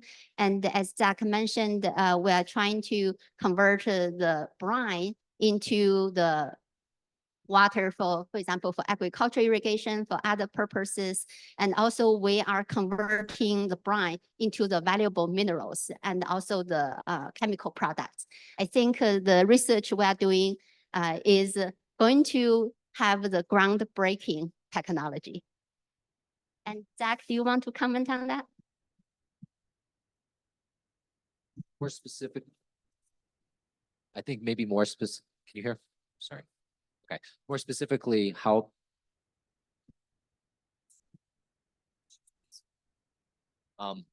Maybe more specifically to answer your question, I think bipolar electrodialysis in terms of like a single technology that I can maybe think of off the top of my head is really promising.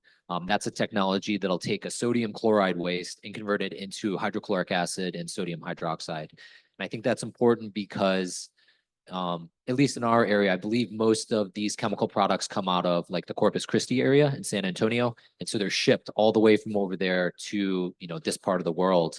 And so if you can make these things on site, you can really push costs down a lot, and enables a lot of different ways to treat the brackish water and even just desalination in general, because those processes use a lot of acid and they use a lot of base. And so to be able to do that kind of on site and in situ with your waste product can really, really be beneficial. Okay, thank you. And make sure to speak into the microphone because I think it's a little low and the folks in the back are going to have a little trouble hearing. I also want to add on what Zach mentioned. In later the poster sessions, we have the students' presentations, especially Abdil's presentation. We'll talk about the bipolar membrane to convert the brine to the acid and the base. And there are the students' presentations to talk about the pretreatment, different desalination technologies, and other resource recovery. So I highly encourage you, please attend the poster sessions. Okay, I have a question for Dr. Lee. What was used to measure the heavy metals? So far, we have our in-house, the ICP OES for the heavy metal and transition metals. We have developed the methods for not only the 24 heavy metal and transition metals we have identified, we also have the capacity for the uraniums and others. But given the current stage, like a preliminary stage of our ongoing project, we are select to have a really quick analysis for those 24. And then in the extended phase or in the potential continued phase, we are going to be able to include more metals like into our analysis using the ICP OES. Thank you. We have a question from the audience.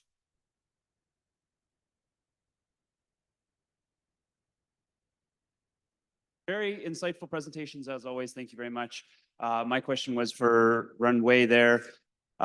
The aromatic amino acids, do those relative levels correlate with microbial content in the water? And then I guess, like, is it the source of those amino acids? And then secondarily, my question would be, what is your level of detection for the PFAS analysis? The second half, can you repeat a little bit? What's your limit of detection for the PFAS constituents? For the PFAS, yes. For the first half, for the organics part, I think we are right now doing a quantitative analysis, although the FEM have the semi-quantitative, like we are doing the qualitative analysis right now to identify the specific type, general type of the organic matters as we developing those matrix into 4 regions. And then in the ongoing research, we're going to have the non-targeted analysis, either from the GCMS or the LCPMS to identify the specific species for those organics using our libraries. And then for the second half on the PFAS, I would like to thank the support from our core research program that is led by the Dr. Robert Yang and the Dr. William. So we have their support to set in the front line of the PFAS analysis using the newest EPA method 11633. So far we have the detection limit, I believe is 0.05, like, yeah, PPV like that, right? Yes, and then there will be more detailed information in Dr. Robert's presentation in the next one. Sorry, so that like are you at sub PPT there? Oh, awesome. Okay, Yes. thank you very much. Yes. Another question, is it correct to say that characterization of deep brackish water is not complete and the more basic science is required before we contemplate its use in desal treatment? And please speak into the microphone. Yeah. So right now, the characterization of the brackish groundwater aquifer, including the deeper aquifer, is still ongoing. Because later you will hear about our research on produced water that is in the okay, loudly as possible. Okay, and you will hear about our research on the targeted analysis, non-targeted analysis, about all the inorganics, organics, the radionuclides. And we feel very confident that the treatment technologies, we talk about the integrated treatment technologies, can remove all the contaminants of concern and then to meet the fit for purpose reuse requirement. Well, thank you. We're at 10:45, which is time for the break. All of the coffee and things are right outside this door. I will remind you that all of these questions will be kept and that they will be given both to our scientists and to the NMED, and questions that have not been answered will be addressed later. So enjoy the break. We start at 11 o'clock sharp. For produced water, so I'm now going to turn it over to Dr. Zhu one more time.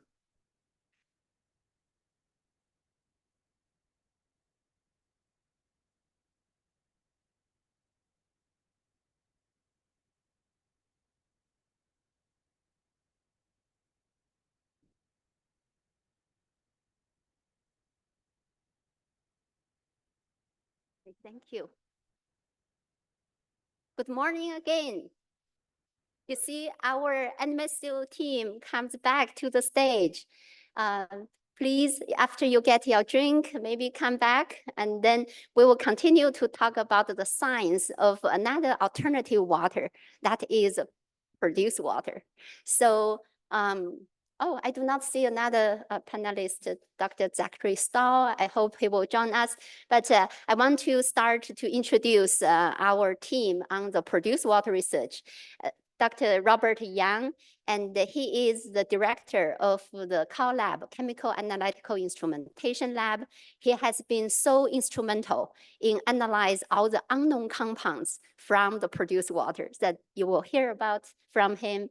And then Dr. Yan Zhang is an associate professor in environmental engineering, and he has been working on all the toxicity studies, human cell line studies, and the effect of the treated produced water on aquatic life. And then you have already heard from Dr. Zachary Stahl, and then he will give a presentation on the techno-economic assessment of the produced water treatment and the reuse. I think probably all of you know that New Mexico is the second largest oil producer in the United States and is also among the top natural gas producing state. So in the San Juan Basin and also in the Permian Basin, we generate a large amount of the produced water from the oil and gas extraction. Produced water includes the formation water, that is basically mineral water, millions of years, and the injection water during the hydraulic fracturing, and it can return back to the surface, and any chemicals added downhole and the constituents released from the formation. For every barrel of oil produced, and about 4 to 7 barrels of produced water can be generated. In 2023, New Mexico generated about 1.9 billion barrels of produced water. If we are in municipal side, it is equivalent to 220 million gallons per day of the produced water. 98% of the produced water is generated from the Permian Basin. About 46% of the produced water is injected for enhanced oil recovery, 10% for the hydraulic fracturing, and about 44% is discharged through the saltwater disposal wells. That is about 84 to 97 million gallons per day of the produced water is injected for disposal. And you may see the map here. It shows that the seismic events in New Mexico with the magnitude greater than 2, and the earthquake occurrence is mostly in the Permian Basin. And the study by the New Mexico Bureau of Geology found that there is a very close correlation between the number of seismic events, and it's correlated to the amount of the produced water injected through the saltwater disposal wells in the southeast New Mexico. Basically, it is a Permian Basin. So in order to reduce the environmental impact of the produced water disposal, and also to treat this water for beneficial use so we can conserve our fresh water for other applications. And the New Mexico legislature passed the law, is the Produced Water Act in 2019. It established a legal and a policy framework for reuse of the produced water inside and outside of the oil sectors. The OECD regulates the produced water reuse within the oil and gas sector, and the New Mexico Environment Department regulates the produced water treatment and reuse outside of the oil and gas field. So in 2019, NMED and NMSU created the New Mexico Produced Water Research Consortium with the goal to enhance the freshwater sustainability and support New Mexico economic development, and also protect the environment and the public health. With that, the objectives of the consortium are to fill the scientific and the technical gaps associated with the produced water treatment and reuse, and inform the future development of science-based policies and regulations, and also coordinate a robust education, outreach, research, and development program. The director of the consortium is Mr. Mike Hightower, and he's sitting in the middle of the audience. And it also includes 6 working groups, including risk and toxicology. Today, the presentation will focus on the science. It's mostly from the research results of the risk and the toxicology group. And Mike also manages the data management, infrastructure treatment, public education and outreach, and also the state produced water coordinating and council. So the consortium works very closely with the federal agencies such as the Bureau of Reclamation, US EPA, the state agencies that they are here, and the industry, NGOs, and also the stakeholders. So for this discussion, I want to highlight some research results.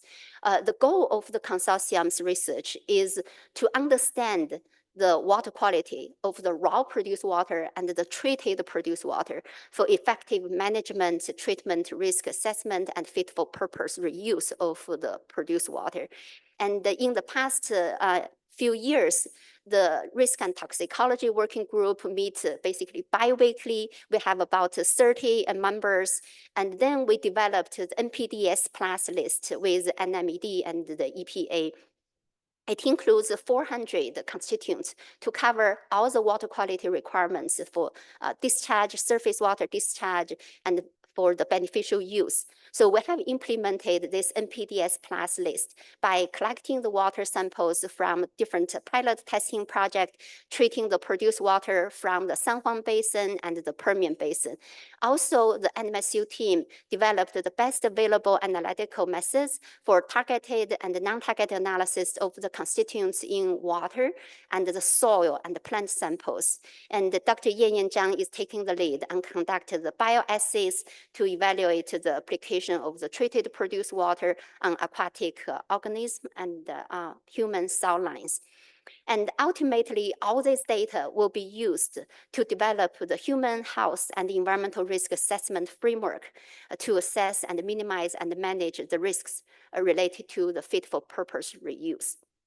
And then later, we also will show the results for the techno-economic assessment of produced water reuse in New Mexico.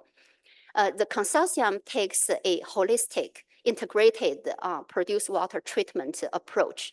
So first, we use the preliminary treatment to remove all the solids and oil separation. And then we have the pre-treatment to generate the clean brine to further remove the oil and the solids, the iron, and the other constituents. Then the water will be treated for desalination. For the San Juan Basin, it has a lower TDS, more saline than the brackish water, about 10,000 milligram per liter TDS. So we can use reverse osmosis technology to treat it that we discussed during the previous session. But for the Permian Basin produced water, the TDS is very high. The average TDS is about 100 to 120 gram per liter. That is 3-4 times saltier than seawater. Then we may have to use the thermal processes or the ultra high pressure reverse osmosis to remove the salts, the organics, and other constituents in that water. And some organics, and especially ammonia, some volatile organics can come into carry over to the product water, such as the distillate or the permeate. Then we can use the post-treatment to further polish the water to remove all the organic residues, and then to remove the ammonia to less than 1.9 milligram per liter, or even lower, 0.2 milligram per liter, to meet, so it will not have the toxic effect on the aquatic life. Depending on the fit for purpose applications. For example, if we want to use this, the treated produced water for the industrial closed loop systems, there is now contact with human, now contact with the environment. So this will be very straightforward, and it can be ready to implement. For example, we can use this treated water for semiconductor industry, like Secretary Kenny mentioned, batteries. But for other applications, if we need to release this treated water into the environment, such as through the agriculture irrigation, ecological restoration, recreational, domestic, and other applications that could be in contact with human beings and with the environment, then we need to do more research to characterize the toxicity and the risks related to this type of fit for purpose reuse. And then Dr. Yan Zhang will talk about the results of using the human cell lines and wet test. And then Dr. Robert Young will talk about the non-targeted analysis about unknowns. And then, as I mentioned, we will also implement the fit and transport model and the quantitative risk assessment for evaluate the risks related to the fit for purpose application. And our future research plan, we will continue to all these research activities that we talk about, and especially the new activity will be the fit and transport model to simulate the contaminants transport in the soil and the groundwater, and also the risk assessment. I also want to highlight another interesting survey results. So in 2022 and 23, the consortium members and the postdocs and the PhD students from NMSU, we went to the state fairs, the public meetings, and we did the public survey to look at what would be the public perception related to the beneficial use or fit for purpose reuse of the treated produced water. And the question is, if we can treat this produced water to a safe level, and this water is regulated, so we can protect the human health and the environment. What will be the public's perception and the support for different applications, including the industrial use within the oil and gas field and industrial use outside of the oil and gas field, agriculture uses, and the multiple agriculture uses and supplement the drinking water supplies. About 40 to 65% of the general public out of 657 valid responses said they will support different types of beneficial use of that treated produced water. And 5% said they don't support any type of produced water reuse outside of the oil and gas field. And about 25% saying they need more information to support the reuse of the treated produced water. So another research goal is for us to continue the public education and outreach activities and provide the data and the information to stakeholders and the general public. So with that, I'm going to hand it over to Dr. Robert Yang to talk about non-targeted analysis. Good morning, everyone.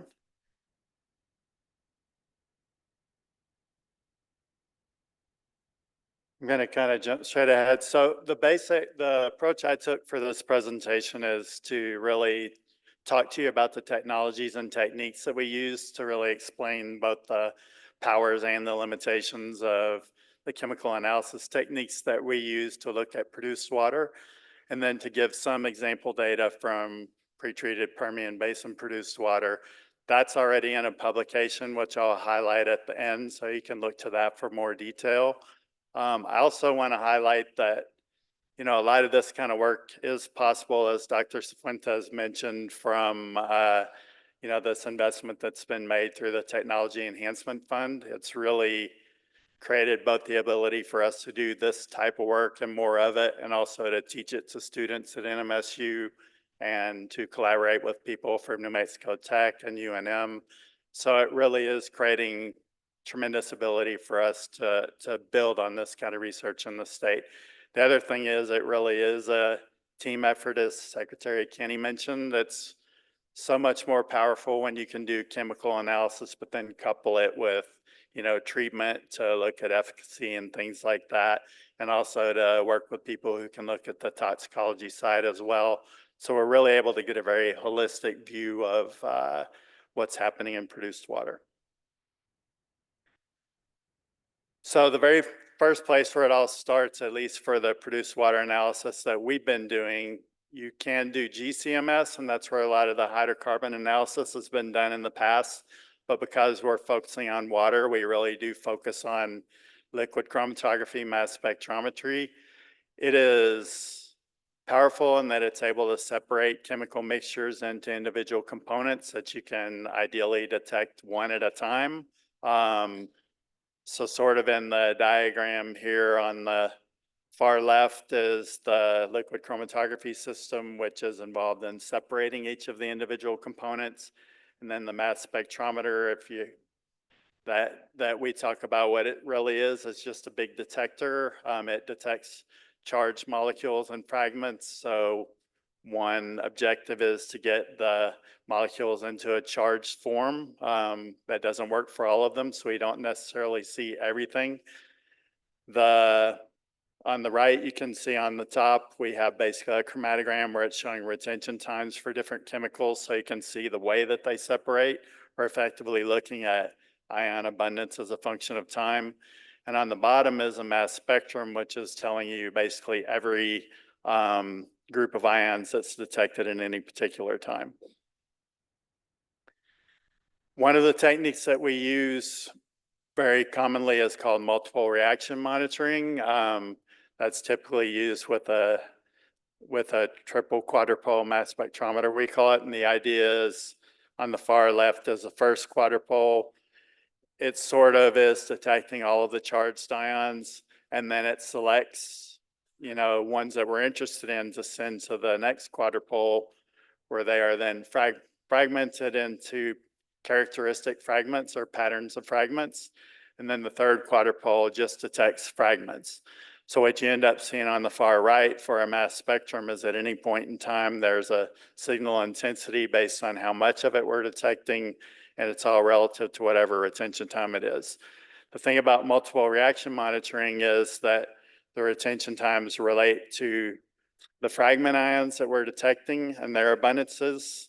So, the thing about it is it's a very selective technique, and I like to imagine it like in the diagram on the right, where we've trained the instrument to look really well for red balls, and we can look for all different types of red balls. We could look for tens of them, we could look for hundreds of them, but we don't see anything else. Basically, all of the black balls are blind to the instrument. Also, we don't collect any data on those other things, so it's a very selective, precise instrument, but it doesn't look for things that you haven't trained it to look for. So when we talk about targeted analysis, that's usually the technique that we're using. What we'll do is biochemical standards. We'll use them to train the instrument to look for the red balls in this case. There's analysis in advance where we're determining what are the expected retention times for things, what are the characteristic fragments that we should be looking for. We're able to optimize the instrument settings. We're able to optimize the way we prepare our samples and everything that we do to be able to see all the different red balls to the best of our abilities. It's also a technique because we can buy these standards, or we can, run different amounts of the same standards and create calibration curves. So, we're able to determine absolute quantities of different things in the samples.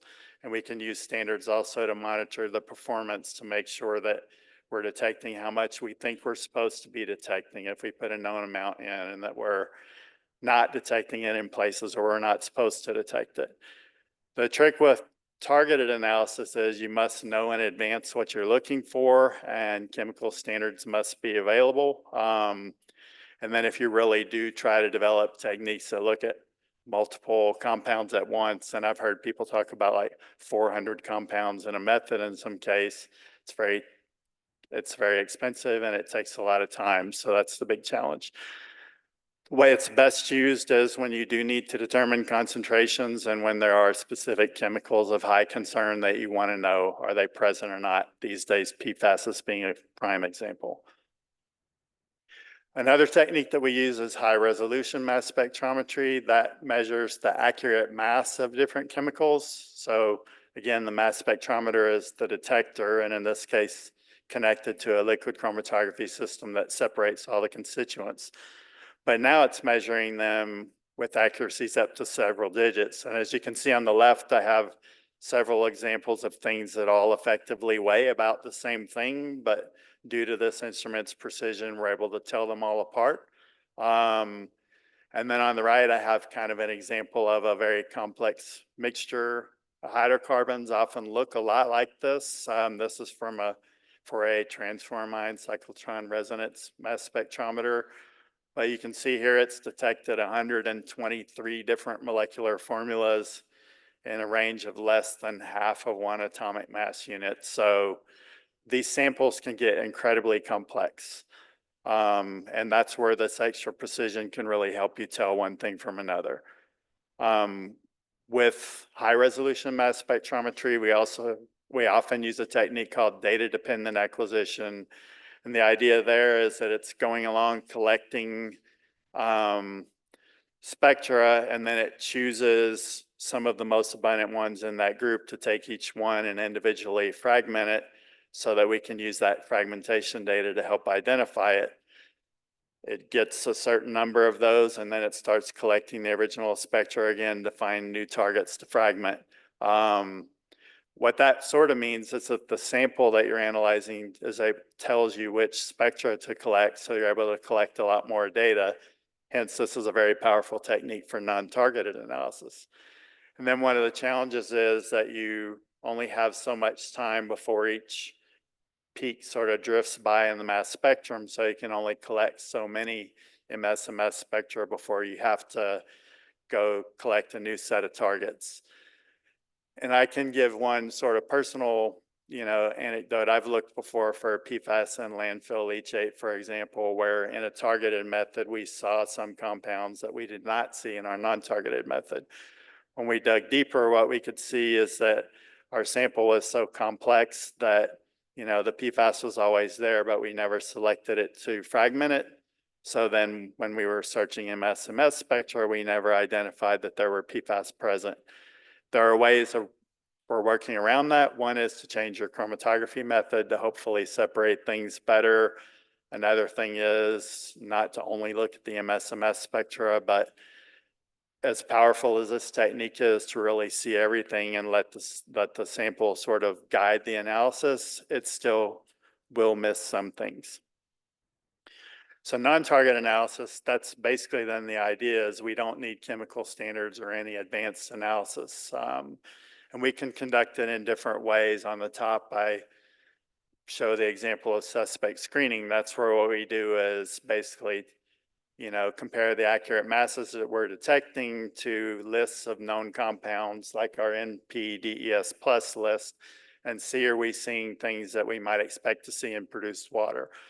The next level down is database matching. We have chemical databases that have a lot of MS spectra. So I would say in GCMS, it's a little more developed in terms of the number of spectra, but we've collected more and more LCMS spectra in recent years too, to be able to search for things that have been detected elsewhere by other people to see what compounds might be present. But I believe that the last I've heard, there's like 600,000 compounds maybe in a database like that. And if you look at a chemical database like PubChem, there's, tens of millions of compounds in the database. So we don't have MS spectra for a lot of purposes. And that's where sort of the last approach, sort of the pure non-targeted analysis comes in. We have other techniques to try to identify things that don't match clearly to database compounds. So what I kind of think non-targeted is great for is for determining what to target. Maybe instead of developing the multi-chemical targeted method at the beginning, you can screen your samples, find some of the things that you're interested in. And also it's great for comparing treatments like toxic versus non-toxic. I also like to look at non-targeted analysis like detective work. That's also why I kind of laughed when Zach was showing usual suspects, because we're doing suspects in this presentation as well. I feel like it's an easy way to analogize because everybody's seen NCIS or CSI or something like that on TV. It's effectively a lot like what we do in a criminal investigation. Initially your suspects might be the whole population. We're looking at the population of chemicals. When you want to really look for suspects in a criminal investigation, you might look first at people with prior convictions. That's where we look at our suspect list, previously detected chemicals. That's how we found the PFAS. And the one example that I was giving to, we searched the accurate masses for things that we detected. And even though we never had MS spectra and database matches, we could see that they were there. If we had screened first, we would have told people that's what to target for, but we did those independently. The next level is sort of fingerprints and DNA. Fingerprint analysis, the good example is, they don't just like have a perfect match for every fingerprint. They're looking for points of similarity, and at least from what I've read, 8 to 12 points is enough to identify someone. In our analysis, we use the MS spectra. I have sort of an example on the right, which is almost a perfect match. So that's really a cosine similarity test where the thing on the top is what we detected and the thing on the bottom is what's in our database. But they don't all look that good. So our points of similarity might be like a score of 0.7 instead of 0.99, with one being perfect. So even at that level of database matching, there can be a little bit of, sometimes it's more clear than others. The next level is genetic genealogy. If your suspect isn't in your criminal database, you don't have their DNA, you don't have their fingerprints. Sometimes you have information about relatives. And, in our non-targeted world, what we do is use tools like GNPS or Sirius, which can study MS spectra of related compounds, and then use that information to help us identify, what are the chemicals in our samples that don't have a match in our databases. In the case of GNPS, what it basically does is create networks of things that have similar mass spectra, and then it'll annotate which ones are known that matched in our databases, and then it'll leave the ones that are unknown, but by putting them together, you can see that they're related compounds and sometimes look at differences between them to help identify what the compound is. In the case of Sirius, what it is a machine learning based approach where basically they've trained the model to look at mass spectra at both the fragments and the neutral losses in there, and then look at the chemicals that produce them and try to find out, what are their basic structures. Then the idea is when you see a certain spectrum that doesn't match anything in your database, you can go search for things that have similar sorts of structures, whether they're in a mass spectral database or not, and help to identify things that way. And then maybe the last thing is, which I've started talking about more and more lately, is the whole burden of proof idea. Like in crime, it's always beyond a reasonable doubt, but there are other legal standards like preponderance of the evidence, which means more likely than not, or clear and convincing evidence, or probable cause. And we have our confidence levels in the non-targeted analysis side, which is like that. A confirmed structure would be beyond a reasonable doubt, but we also have probable structures and suspects where we maybe had a match, but we're not sure what the exact structure is. We just know we have a formula match. Or, it might even be something lower than that. So there are different levels of confidence with non-targeted analysis. So now I'm going to jump kind of to the pretreated Permian Basin water. And I'm not going to go into incredible depth because I'm citing the paper later, but I am going to mention that we did run several different treatments and some blanks. Our sample preparation was pretty simple. For this approach, we used an LC, or retrap mass spectrometer, which is a high resolution mass spectrometer, and then a lot of the tools that I just mentioned. The water was pre-treated. In the case where we had no further treatment, we had over 650 detected peaks. And some of the treated techniques, we had probably a little less than a third of that amount. And then our blanks, we were detecting very little, and often that's contamination from the instruments or things like that. You can't avoid some things leaching off of the instruments and into the samples, so you just want to know what they are and not confuse them with their real samples. So this is now an example of the LC high resolution mass spectrometry analysis.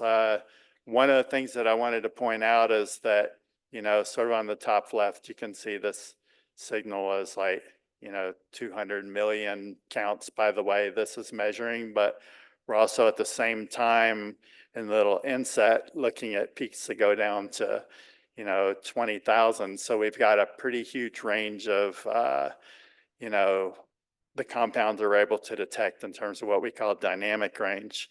The most abundant peak in this example we identified with the database as lauryl diethanolamine, and interestingly, that wasn't on any of our produced water chemical suspect lists. So the very biggest thing in this one example wasn't on a suspect list, which is one of the reasons why non-targeted analysis can be so valuable. Even though we did identify it in a database, we also used Sirius to try to see could it predict the molecular formula and identify the compound. And it successfully, using the mass spectral information, did identify this also as lauryl diethanolamine. I don't want to, this is sort of an image of it. It's not meant for you guys to be able to look too closely at the data. It did identify it as a top candidate. There's a lot of information that they're trying to show you to help you determine how accurate this identification is. One of the big things is that the colors of the fragmentation spectra on the left kind of refer to which ones can we explain with our model. And in this case, it was most of them. And they also give you a number that says how much of the detected intensity can be explained by our model. And again, in this case, it was most of them. So The big thing is that this was it accurately identified the same compound that we thought we identified with the database.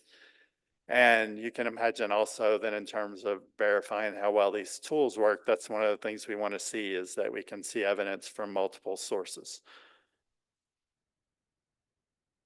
This is where it did the structure prediction. It was kind of the same thing. You can see its two best choices are very similar molecules. So they're similar in the databases. What it's able to do is say, based on what we're seeing, it's even more likely that it's the top one than the bottom one. Even if it didn't seem totally certain about which one it was, we'd have a pretty good idea of the type of compound that it is, and we'd be able to use that kind of information to get sort of a qualitative prediction on toxicity. And then when we do go to do toxicity prediction, that's where I see Hamali in the background. She did most of the work on working with the EPA tools to basically do toxicity prediction from compounds that we've identified. So if we're reasonably, confident about what something is, we can input these structures into EPA databases and batch or as individual ones, and it reports back all kinds of information. On the bottom, a lot of the information is physical properties, which can be used for fate and transport. On the top, it's got a lot of qualitative measures of, different toxicity endpoints. And for example, this compound, the lauryl diethanolamine, is rated as very high for genotoxicity, mutagenicity. And unfortunately, this is one of the ones that I think we were effective in treating. It also is rated high for endocrine disruption, but low for some other things. So this is a very powerful technique to use if you can be confident about what you're looking at in your samples. And this also might be a good example of, okay, this is a compound of concern. If we don't feel like we're removing it, we'd maybe want to go target it and verify it. And then we'd have the highest level of confidence of what we're looking at, and then that would be a target for further treatment. So this is really the paper that I was referencing, and I think the real takeaway messages are non-targeted analysis is a very powerful technique for guiding and supplementing targeted analysis. When you are doing when you're not just screening, but really trying to use all these tools and gather evidence and make the best information possible, it is a time-consuming process. And we can't identify everything that's in a sample, but it's been a very powerful, technique for helping, in some cases, predict early on what are compounds of concern in our water. And PFAS, again, are a good example. We've been making them since the 1940s, but we're just now realizing what a widespread problem it is. These kind of techniques might have been a good way to identify them early on before the problem got too big. And finally, we can make good qualitative toxicity predictions from these compounds. But next, we will turn it over to Dr. Zhang, who will be doing actual toxicity tests to identify what's present in these waters that are of concern. So good morning, everyone. I'm going to talk about the toxicity study we have done for the treated produced water. So as Dr. Xu and Dr. Yang mentioned, the composition of the produced water is very complex. There were already more than 1,000 chemicals detected in the produced water across the United States. And also we have many unknowns with potential health risk. So that's why it's very necessary to do the toxicity assay for the safe disposal or reuse of the produced water. So currently we are collecting the treated produced water from the pilot scale test in both Permian Basin and San Juan Basin. So today I'm going to show you like 3 sets of the treated produced water, like 2 from Permian Basin, another one from San Juan Basin. We still have like another 2 sets of sample under the test. So basically we did a comprehensive toxicity study by using aquatic organism and human cell line, and then we compare the toxicity result with the NPDES plus chemical analysis result. In this case, we can compare with the regulatory criteria and see whether it meets the reuse requirement, and also we can identify the potential stressor causing the toxicity problem.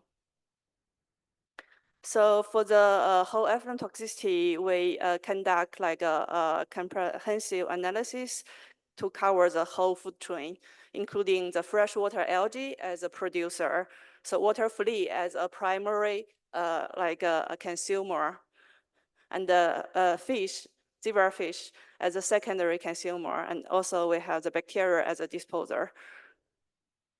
So we did both acute and chronic assays. So we also use like 3 types of human cell line to see whether the treated produced water causes a human health problem. So we use the breast cancer cell line and also the kidney cell line, and also intestine epithelium cell line to do the cytotoxicity analysis, like by using different type of indicator, for example, the enzyme activity, ATP analysis, whether we have cell membrane damage, and whether we have the like extra like nitric oxide production, and also we also test like whether the compounds are causing estrogenic activities. So this is the first example I'm talking about. It's the pilot scale low temperature distillation process in Permian Basin. So this figure is showing the treatment performance. As you can see, for most cation anions, we have like more than 99% of removal. So the main problem is the total organic carbon, total petroleum hydrocarbon. So they only have like about like a 40 to 60% removal after the like thermal distillation process. And also we have the ammonia. Although we can see ammonia is like about 90% removal, however, we still have like about 40 milligram per liter of ammonia nitrogen left in the distillate. So that's why we have to conduct the post-treatment. So we did a lab study by using the granular active carbon to remove the residual organic compounds in the distillate. We also use the zeolite to remove the residual ammonia in the distillate. So right now, our industry partner realizes the importance of the post-treatment. They are conducting their own pilot scale test. So for the current sampling event, we are also collecting the sample after the post-treatment. So as you can see, we still have 46 milligram per liter of ammonia nitrogen in the distillate. We have 42 milligram per liter of total organic compounds in the distillate. So after granular carbon and zeolite treatment, so the ammonia become only 0.01 milligram per liter, and TOC is about 5 milligram per liter. So the for the organic compound, so we mainly have the B-tax, so benzene, taurine, so in the distillate, and we also have other compounds like the identifying compound based on the the primary chemical analysis only about 4%. We still have 97% is left is unknown. So based on the whole effluent toxicity analysis, we know after distillation, we still have a high percent of inhibition for all 4 types of aquatic organisms. So however, after post-treatment, the green line, after granular active carbon and zeolite treatment, so all those 4 tested organisms reach to the non-toxic level. So for the human cell line analysis, this is a test based on the enzyme activities. So the top 3 figures are showing the feed water, basically raw produced water. So the top 3 figures are showing the distillate. So we found human cell line are not really sensitive to the residual compound in the distillate. For the distillate sample, we already see that there is no inhibition on the enzyme activity. However, for the feed water, as you can see, especially high percentage of the produced water, we see almost complete inhibition. From the ATP analysis, we saw the same story. The feed water has high toxicity. But for the distillate, there is no toxicity. We have 100% of cell availability. So we also test whether we have the released enzyme dehydrogenase from the cell. So once we detect that enzyme, that means we have the cell membrane damage. So we see the same thing for the feed water. So it's causing the cell membrane damage. We see a lot of enzymes. We have high cytotoxicity. However, for the distillate, there is no cell membrane damage. We also use something called estrogen acid to test whether the treated produced water has the estrogenic activity. So basically, we apply the treated produced water on the breast cancer cell line, and we will test whether those treated produced water will induce the proliferation of the breast cancer cell line. So we use the pure chemical 17 beta estradiol as positive control. As you can see, the positive control promote the cell proliferation. So same thing from the feed water. So both 50% feed water, 80% feed water promote the cell proliferation. However, for the distillate and the post-treated sample, so there is no detected estrogenic activities. So the second PET scale is another thermal technology. It's like a mechanical vapor recompression technology in Permian Basin. So this table showing the basic water chemistry analysis, the thermal distillation process can remove the salinity very well. However, we still have 40 milligram per liter of TOC left, and we have 21 milligram per liter of ammonia left in the distillate. That's why we did the same granular carbon zeolite post-treatment to further reduce the TOC and ammonia. So whole effluent toxicity is showing the similar story. So the distillate, we still see high toxicity. So although there is a reduction from the feed toxicity, after post-treatment, so the green line on the right figure, so you'll see there is no inhibition on the bacteria. Same thing for the algae. So there is no inhibition on the algae growth. You'll see the right figure with those green lines. So water fleet, same story. Feed water is very toxic. They kill those water fleet immediately. So even for the distillate, at 50% of the distillate, they also kill all those water fleets. However, after post-treatment, all the water fleet survived. We also conduct a zebrafish embryo test. So zebrafish has 70% of gene, same with human gene. We also share the similarity regarding the nerve system and the cardiovascular system. So that's why this is ideal model for the toxicity. We also found that this is the most sensitive organism for our treated produced water. So we found the distillate, although we have the development of fish embryo, however, as you can see, the fish body is swollen. We have the reduced heartbeat. Eventually, the heartbeat stop in the 4-day endpoint. So, however, after post-treatment, the fish embryo had a normal development. So in the end, I just want to talk about the San Juan Basin produced water after seawater process. So San Juan Basin produced water is has much better water quality. It has the salinity of 10 grams per liter. So after filtration, active carbon as pre-treatment, we use the seawater RO to do the final treatment. So this is the summary of all the whole effluent toxicity result. So as you can see, the NOEC, so that's non-observed effect concentration is 100%. That means even at 100% of the treated water, we didn't see any toxic effect. So we have all the organism. We also include the fathead minnow test from the commercial lab European. So we also include the chronic analysis result from the production of the water flea. So the reproduction of the Ceratophrina dubium was not affected. We have a normal amount of the neuronate. So generally, so we found thermal distillation followed by GAC and zeolite can treat the produced water in Permian Basin to a non-toxic level. For the San Juan Basin produced water, the seawater RO can remove all the compounds with a toxicological behavior. So basically, we are very confident with the proper treatment. So our produced water can reach to the non-toxic level. Thank you. I will hand the floor to Dr. Stoll.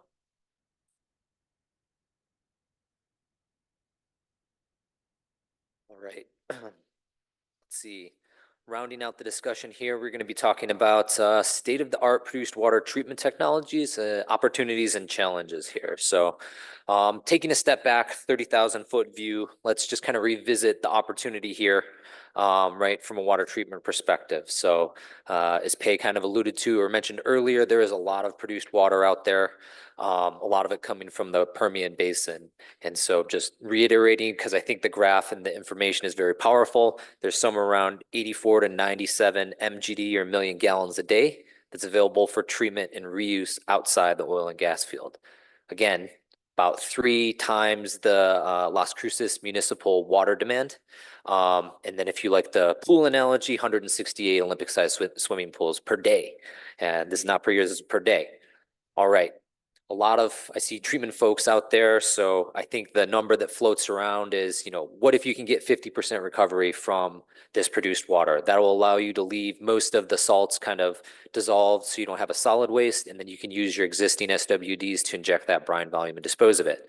Okay, we're left with 42 MGD. That is still an entire city's worth of water. And the question is, what would you do with all that water? And so I think we're all on board with the state's idea of can we use this for economic development? As mentioned earlier, do we want to use our drinking water sources to support this? Or do we want to use our wastewater resources, which we're throwing away already? And so what can they be used for? Well, we've got kind of conventional cooling towers. I don't know if it's coming through up there, but that's a cooling tower on the very top at 12 o'clock, conventional. But then also cooling towers aren't just for electricity generation. They're also used for kind of high-tech applications such as data centers. Water can also be used and treated for, as mentioned again earlier, semiconductor manufacturing. And so looking at just some of the economic impacts of some of these industries is kind of eye-watering, but in a good way. So most of us are probably familiar with the Meta or Facebook data center that's outside of Los Lunas. That was a $2 billion investment, brought quite a few jobs in. And they just also installed, I think it was a 200 gigawatt solar facility kind of up and down I-25. So if anybody hasn't been up there, it's really hard to miss from right outside Los Lunas. And I've got it's a picture of it's supposed to be AI. It's a picture of a head with computer chip on it. And this is here just to kind of remind us of how dynamic some of these problems or challenges are. Data centers use a bit of water for cooling. And there was a time, I think, where people were thinking air cooling could be sufficient. But with, everybody looking at a bunch of cat videos and ChatGPT coming online, the amount of water that is needed for cooling these data centers has gone up substantially. And so, yeah, it's kind of a moving target here with some of these. I'm sure all of us are familiar with the Intel facility out in Rio Rancho. They have invested billions and billions of dollars into the state over the decades that they've been here. And I've read on their website, they estimate their annual impact to New Mexico to be somewhere around $1.2 billion per year. And so their Fab 9 upgrade has led to about 3,500 new high-tech jobs for the area, plus all of the construction jobs for that upgrade. If you've read the news recently, you'll know that Maxion has cited Albuquerque as the newest city for their $1 billion solar fab, which is supposed to bring 1,800 jobs to New Mexico. And then lastly, produced water could be used for, just as example, this is not an exhaustive list by any means, green hydrogen production. And, it's kind of fun talking to people and asking them, what do you think green hydrogen could be used for? Of course, decarbonization comes to the top of mind for a lot of people, so you can use it as a substitute for diesel and powering trucks. But you know, if we're thinking about this in a little bit of a strategic way, hydrogen has a really good fit for things like energy storage. So if we're building out solar panels here and we're expanding our solar capability in New Mexico, because I think we're number 2 highest renewable energy potential in the state or in the country, you know, how can we store that renewable energy when the sun isn't shining or when the wind isn't blowing? Hydrogen is a really great opportunity for that. And then just to kind of round out this slide here, hydrogen can also be blended with natural gas to help with the decarbonization efforts. So kind of going back to this idea of using treated produced water for cooling towers, it can also be used to feed hydrogen production for energy storage and for decarbonization. All right, so challenges and solutions though. How do we get to this point? Go back here. How do we get to implementing all of these things using produced water? There are a couple of challenges that are right in front of us and definitely down the road. So one of the first ones, obviously, is can we treat produced water to a high enough purity for reuse? And the solution there, I think, right now is the kitchen sink. We got to throw the whole kitchen sink at it. In terms of a treatment perspective, and I'm just going to put this slide up. And so don't read into this too much. This is an artist interpretation, I guess, of mine of, you know, what could a produced water treatment train look like using current conventional treatment processes. And so in the pre-treatment space, there's a lot of things going on right there, but at the end of the day, we need to remove some of the free oil in there, some of the dissolved oil, hydrocarbons, and other stuff. And I believe, you know, a lot of the oil and gas guys are already doing this already for reuse inside the oil and gas field. But if we want to do this, if we want to use this water for use outside the oil and gas field, we're going to have to step up our game. And so if you look at the advanced desalination kind of grid here, mechanical vapor recompression is a mature conventional technology that can treat this water. I think Yan was mentioning earlier, you know, we're out in the field and there's people piloting this already. So pretty good technology for reducing the TDS. And then also tacking on to, and just kind of echoing what Yan had said, we do need post-treatment if we want to reuse this water and reduce the toxicity. So GAC zeolite or zeolite GAC or some sort of combination there as post-treatment can help reduce ammonia. And then for polishing, if this water needs to be used for data centers, which has a really, really low salinity requirement of around 5 milligrams per liter, we're probably going to need to use reverse osmosis. So that water could be used for data centers and cooling towers. And if we wanted to go even further to ultra pure 18 mega ohm, 0.05 milligram per liter TDS, which is going to be used, which could be used for green hydrogen production and semiconductor manufacturing, you're going to need to tack on even more polishing steps, so electrodeionization. And how much does all this cost? And I'm sure that I'm going to get skewered for putting this up here, but I'd like to, you know, use this opportunity to try to open up the discussion and answer and ask hard questions and get some hard responses. But using conventional treatment processes, I'm kind of estimating somewhere around $2 to $3 per barrel, and that's start to finish. I know that there's already existing infrastructure out in the field that would reduce that cost, but I think this is kind of in the ballpark if I'm doing my math right, and it seems talking to other people, this is kind of in the right range.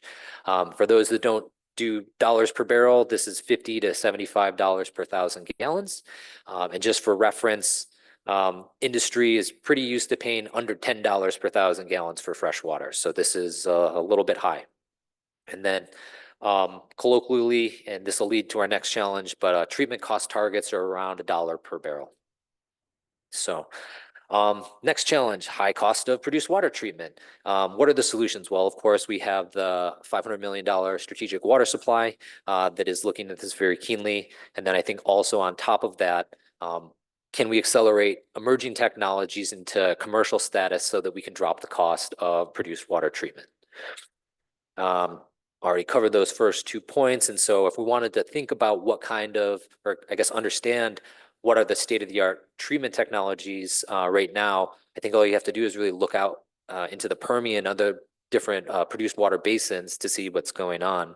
So of course, the New Mexico Produced Water Research Consortium has their hands in quite a few pies. I believe there are about 15 pilot projects that the consortium is assisting in 2024.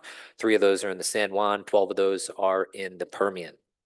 And so, but there's other entities in New Mexico that are helping to drive innovation right? So Los Alamos National Lab, Dr. Prashant Sharan up there is working on supercritical water desalination, which is a very brute force, but very cool method for treating produced water. Of course, New Mexico Tech, Dr. John Gia at New Mexico Tech, working on his Genus hollow fiber membranes, running pilots out there with PESCO, and then of course, work at New Mexico State University.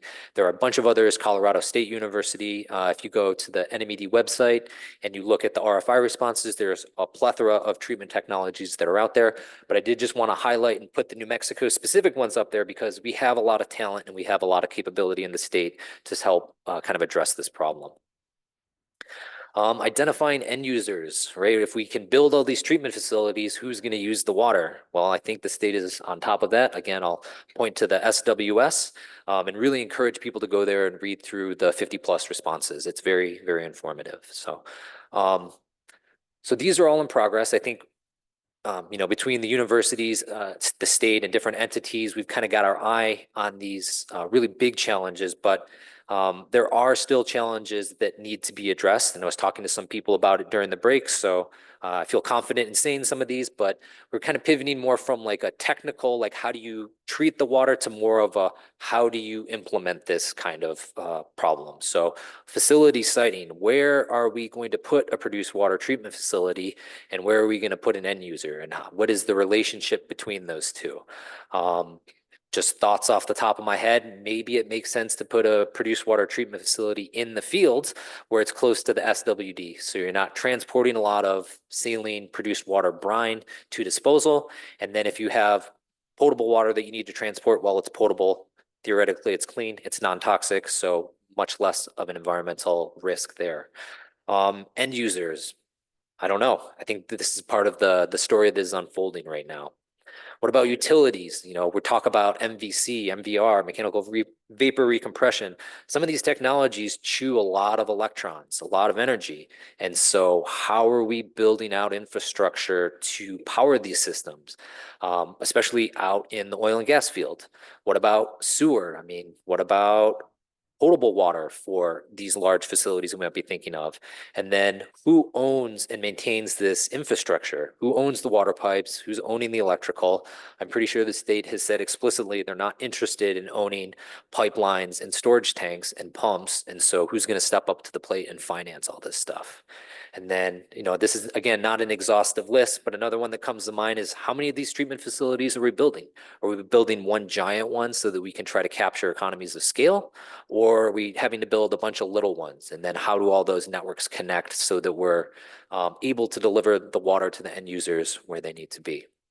And so I'll leave it at there and just kind of post the slide up here, summary of conclusions. Produced water can be treated to high purities that meet industrial specifications, including high-tech sectors. These integrated treatment trains are just, very capable of doing that. Regarding the analysis, you know, non-targeted analysis is very powerful for guiding and supplementing targeted analysis. So Robert, I think, fantastic job explaining that. I walked away learning a bunch, so I know nothing about that kind of stuff, so appreciate that. Fate and transport models for contaminants in soil and groundwater and risk assessment will be conducted for potential applications such as ag irrigation and ecological restoration. And we are just continuing to solve big problems, but realize there is more work to do. So I'll leave the acknowledgements up there, and thank you all.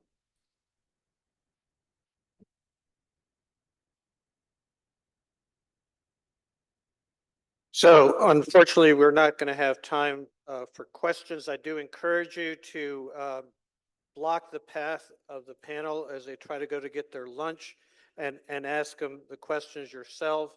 A couple points about what happens next. We are now at the lunchtime.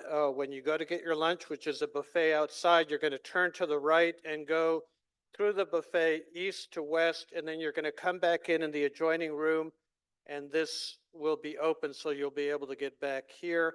In the meantime, salads will be put where you are.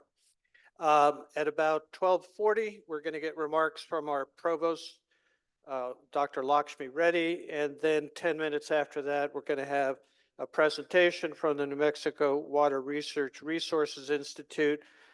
We should have about 10-minute break between the end of that talk and the beginning of the afternoon panels at 1:30. So with that said, enjoy your lunch.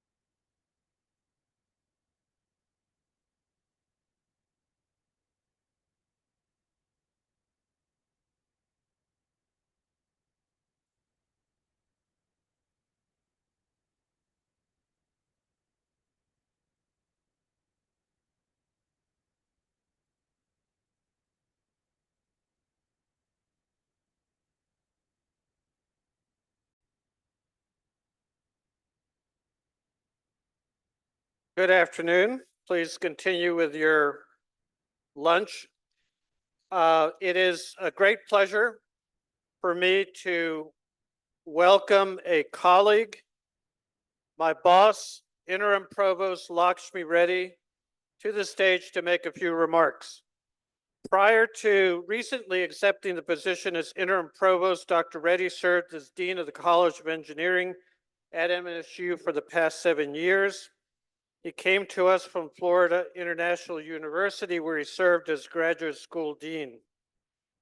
Dr. Reddy, as Dean of the College of Engineering, was instrumental in leading transformational investments in new laboratory facilities and equipment that have elevated both the research and academic enterprise. Please join me in welcoming Interim Provost Lakshmi Reddy.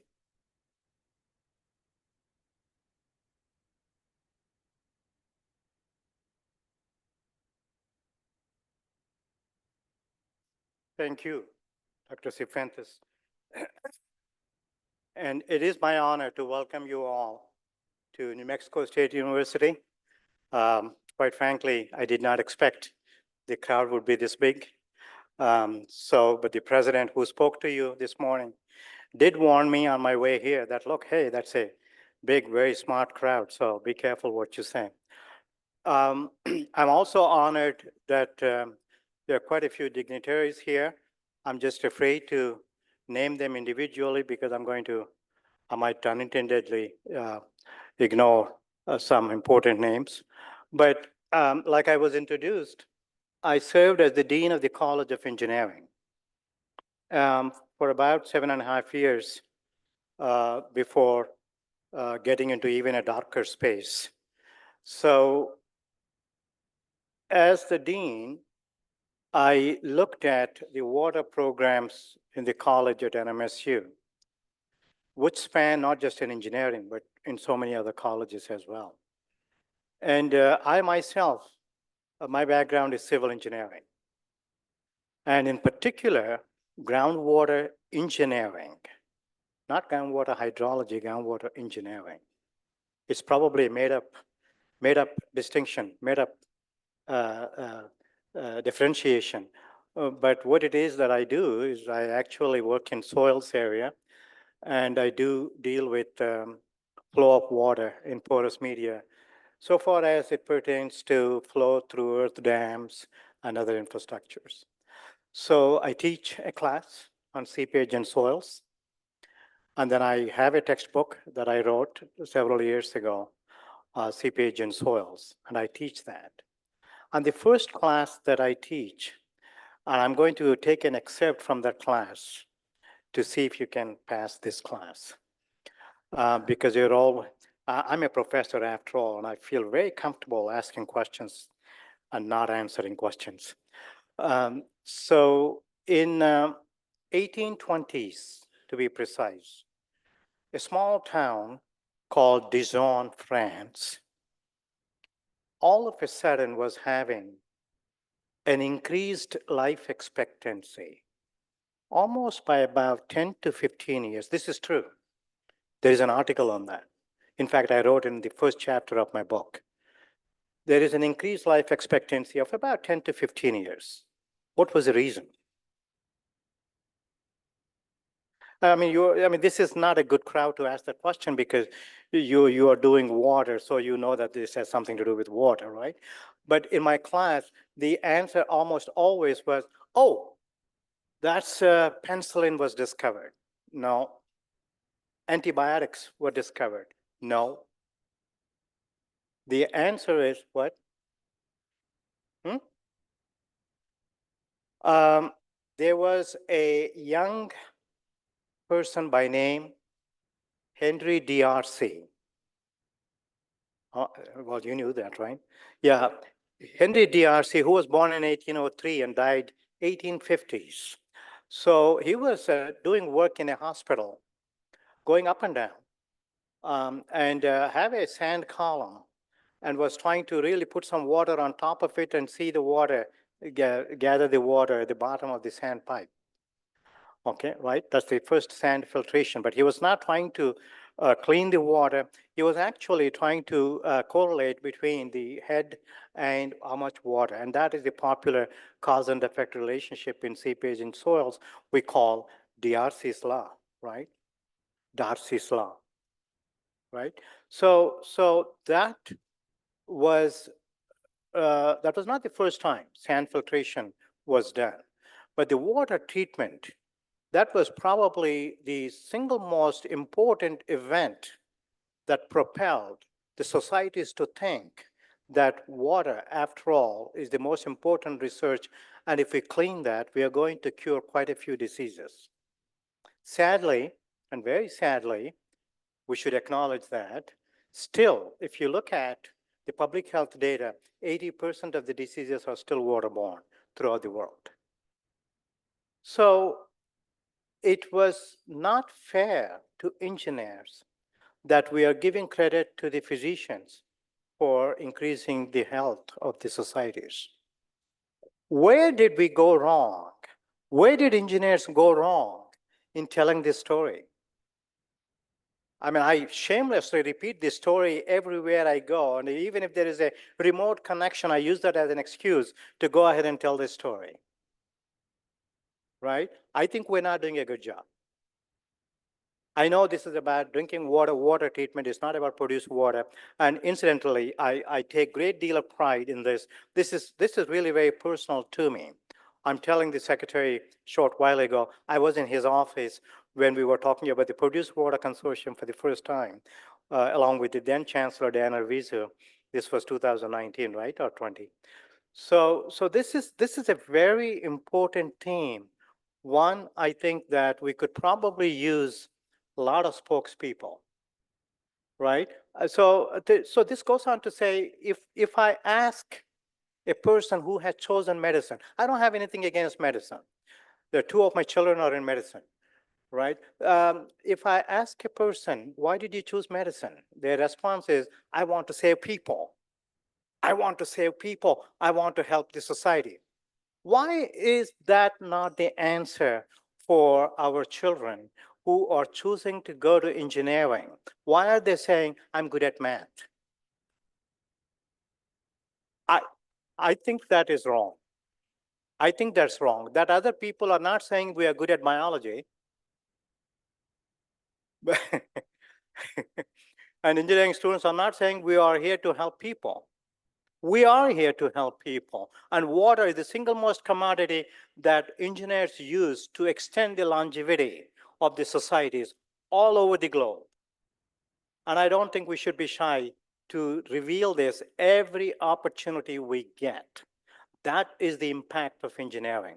But I don't think there are other deans here, but now I'm a provost, so I should be a little bit more broad and more careful in making these statements. But this all goes to say that I'm very happy that the leadership in New Mexico recognized a very important problem, and I'm happy, I'm actually proud that the research teams have, I cannot thank and admire Dr. Pei Xu and her leadership team only because I have known them for about 8 years, and they are very, very consistent in their productivity.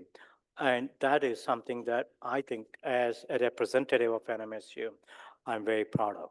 Thank you for giving me this opportunity, Dr. Sifuentes, and thank you all and welcome you all. Thank you.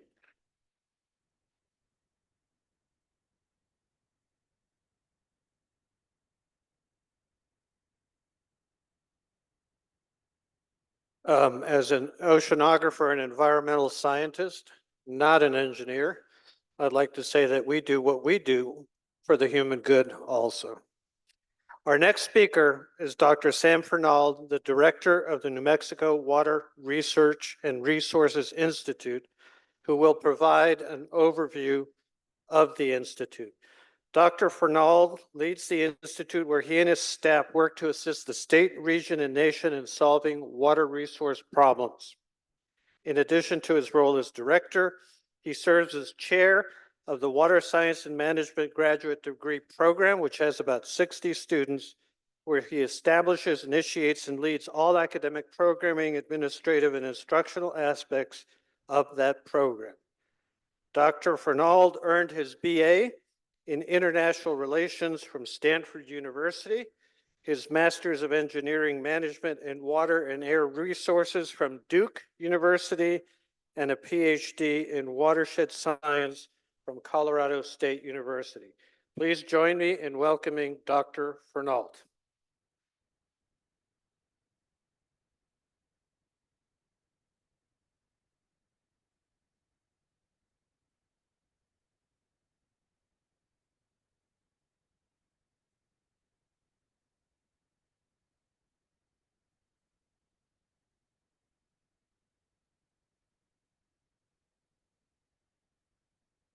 All righty.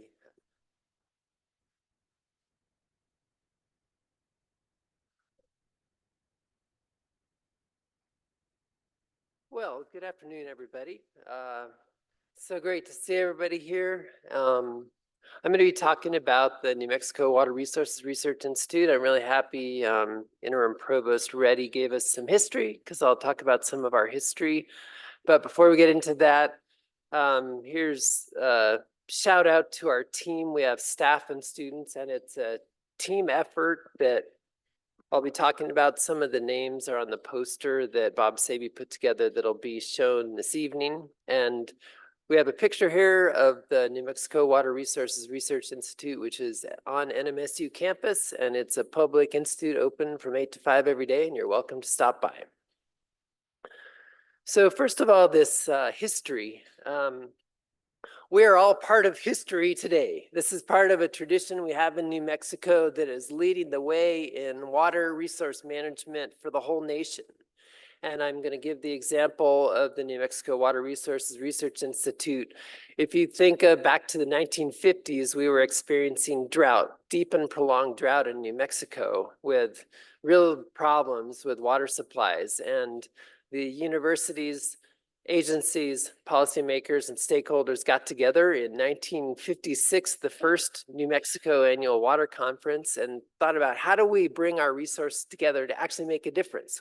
What can we do to address this water scarcity? And one of the ideas was to come up with a Water Research Institute. And the cool thing is, at the time, Senator Clinton P. Anderson was very interested in this issue. He had been the Secretary of Agriculture So he understood that universities could serve the public with advanced knowledge for people's daily lives. And he actually understood the land grant mission of research, extension, and education. And he brought that perspective to Washington, D.C. He had actually, there's a picture here that says Senator Clinton P. Anderson sponsored the saline water conversion plant legislation in 1958. So we're part of a great history here with the same type of topic today.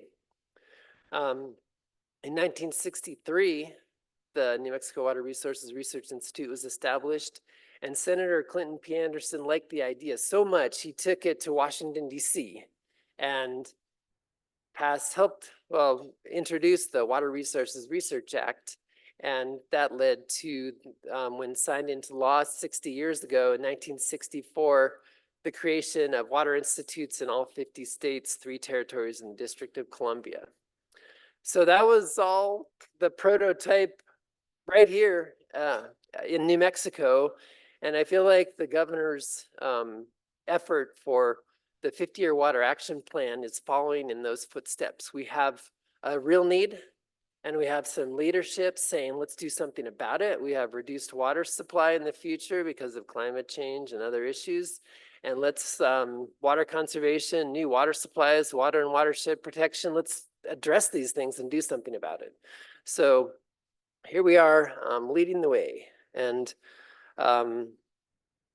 we have actually also at the Water Institute a mission defined by state law as the Water Research Institute of New Mexico to provide research and training, transfer water information, provide expertise and technical information, and cooperate with local, state, and federal agencies. So I'll talk a little bit about how we're doing that. And here's an outline. We already talked about leading the way, understanding water budgets to really understand the resource, alternative water supplies like we're talking about here, but also in the context of the bigger system.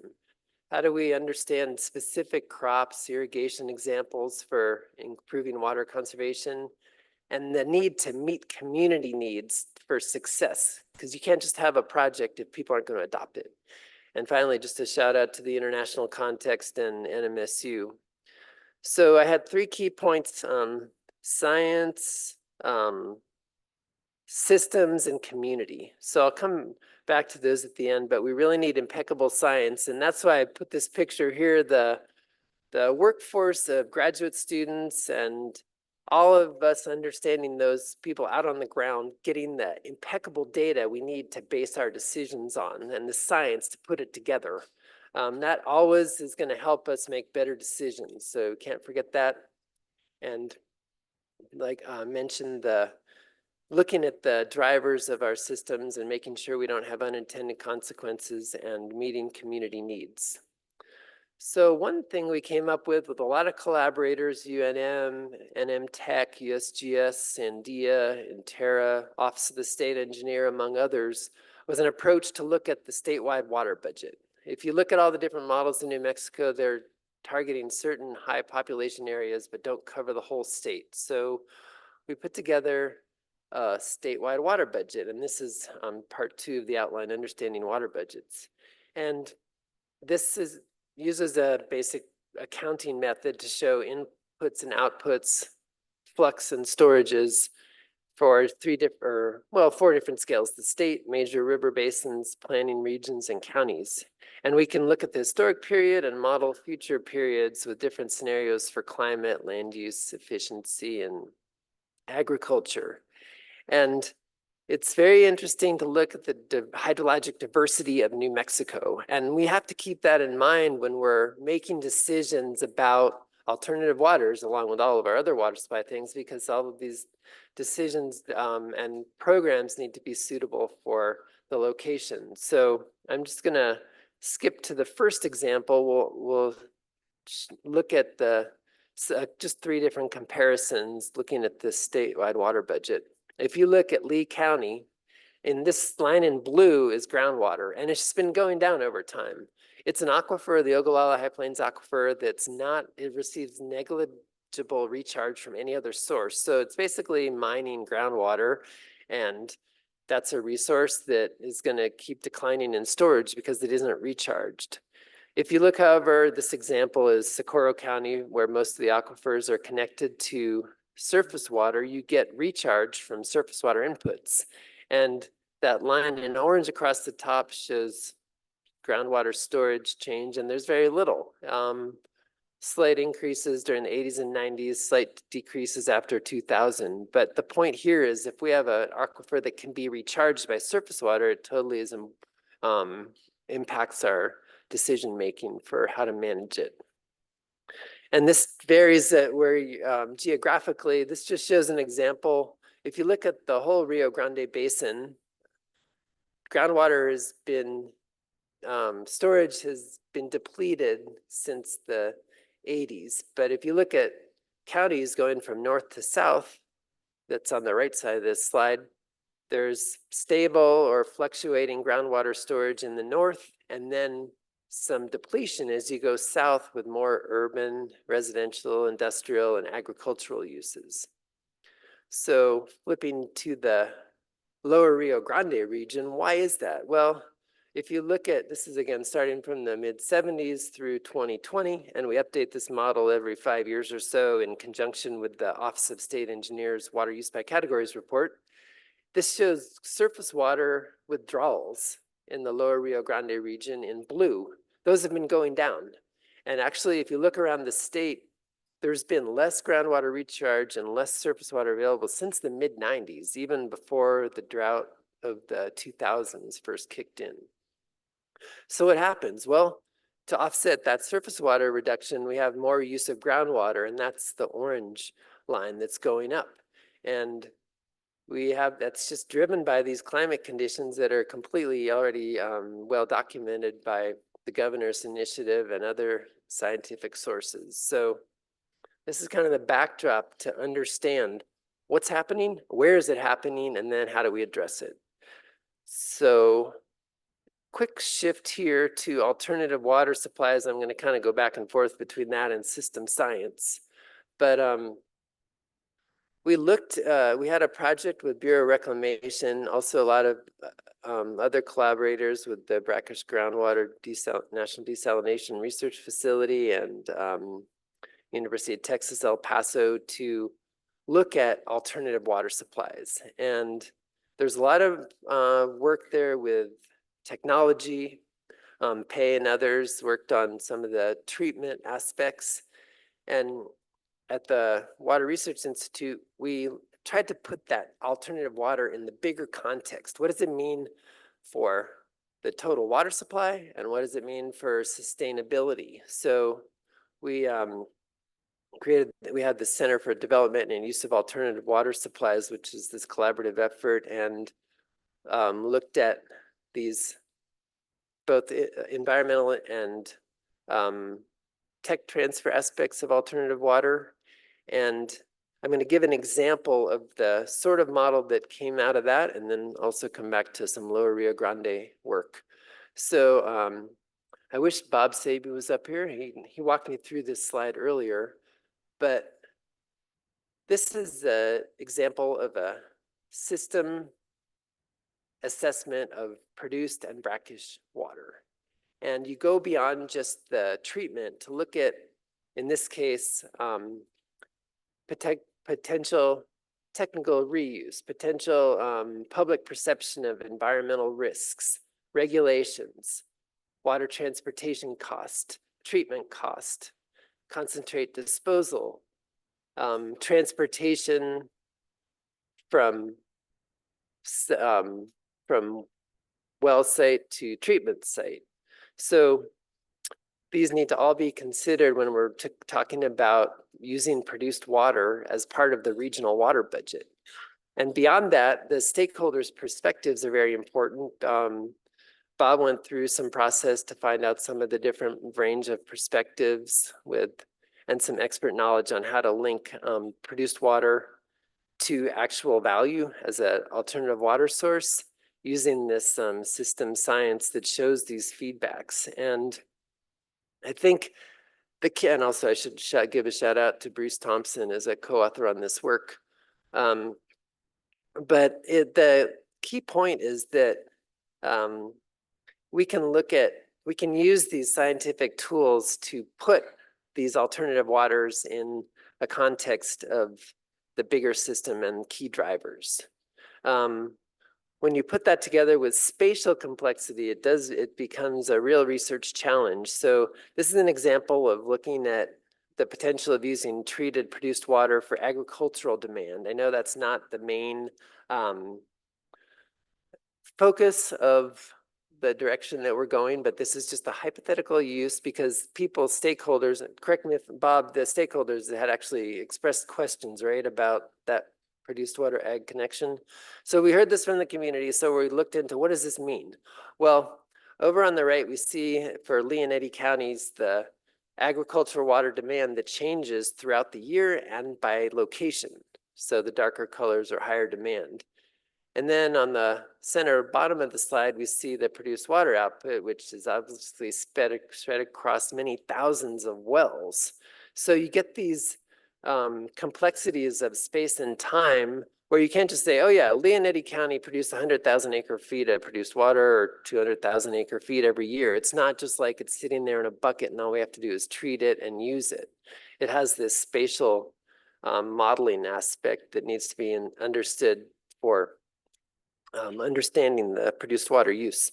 So I'm going to flip now back to Lower Rio Grande because this is kind of the potential for what we need to do, and we put it to use in the Lower Rio Grande.